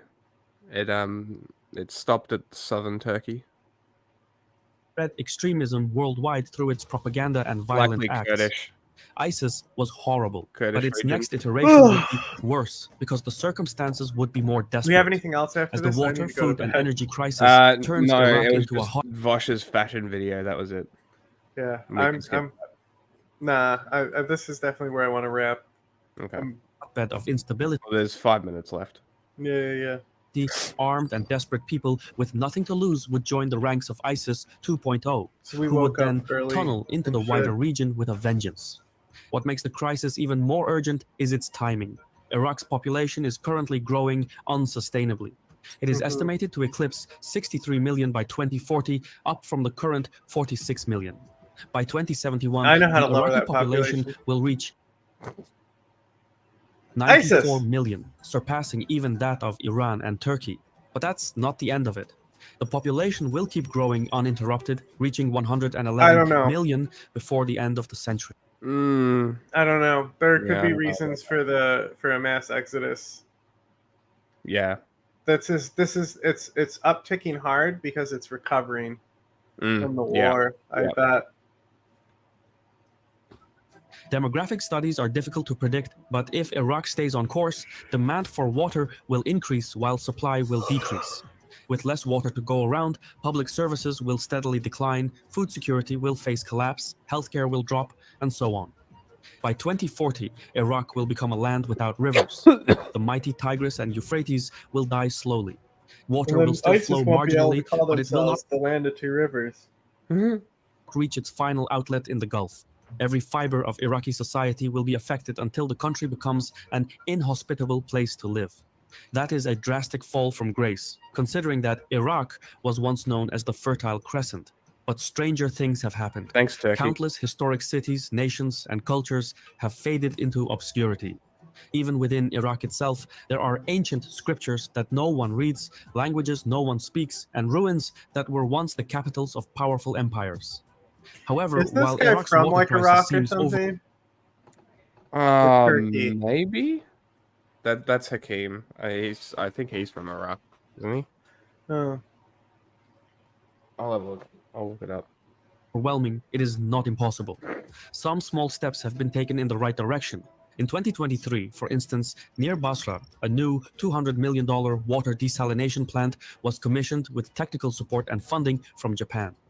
This facility covers the needs of about 400,000 people. In the same vicinity, an American-based project is underway that will modernize water infrastructure for up to 650,000 people. Meanwhile, China is negotiating the construction of additional desalination plants to meet the needs of millions more. For Iraq, this is the way forward. But the federal government needs to do more, much more. It needs to modernize its infrastructure and build recycling processes and pollution treatment units. It needs to treat wastewater and construct the necessary facilities for it. As a temporary measure, Iraq can tap into its groundwater, but more importantly, it needs to support farmers in using modern irrigation methods to reduce water loss. True. Baghdad also needs to find a way to pause and reassess the dam projects in Iraqi Kurdistan. A country fighting itself has no chance at redemption. Additionally, some sort of arrangement is necessary with upstream Turkey. Call it climate diplomacy. Iraq's collapse is not in Turkey's best interest. Dealing with fucking Turkey instead of letting them fuck everybody Hit him over. with a stick, a big old stick. Thwack. Something needs to happen. And Turkish officials understand that. Though lacking a legal framework, in 2021, a memorandum of understanding was reached with Turkey calling for fair water flow into downstream Iraq. The terms have yet to be fleshed out and are subject to further negotiation. Like, Turkey is literally killing Iraq. It's killing a lot. And Iraq is meant to be like, please, Turkey, please let us live. You're going to be fucking kidding me. But it's a step in the right direction. In all, by use of new infrastructure, modernization, and multilateral arrangements, Iraq can still plan its comeback. However, it needs to be done urgently before the situation becomes irreversible, and Iraq's problem becomes everyone's problem. In the ledger of life, time is the only non-renewable asset. I've been your host, Shirvan, from Caspian Report. If you approve of what we do, please leave a comment, hit the like button. Guess what? What is it? Where is that last name from? But guess what? What? I'm waiting. What did you just say, though? Azerbaijan? Turkey? Yeah, they suck. This guy might be. You know what? That's what I was just thinking about, this whole like vassal state thing. You know, like it might be Turkish. Armenia's best ally is Iran, and they're now turning to America, who is the main principal financer and empowerer of Turkey, the main proponents behind the funding of Azerbaijan, including Israel as well, that are funding their genocide. They're literally having to side with somebody who's implicated in their genocide because Iran and Russia can't be reliable allies to protect them. I'm on bated breath, but guess what? They're gay. He's dead. They got to him before he could tell us the secret. No, I'm just trying to find the origin of his last name. I think he might be Turkish. Azerbaijani, maybe. It's the only mentions that I can find. I don't know. Oh well. Yeah, I agree. It is similar to Sadat's policy. I guess we'll never reveal what the guess what is, because I am like 2 seconds from laying down on my couch and not even getting upstairs before I pass the fuck out. Yeah, I forgot what I said. I was gonna say. That's fine. Okay, we're done. Night. What do you think? The lizard people are in charge? Is that what you think? Sleepy time. Bye.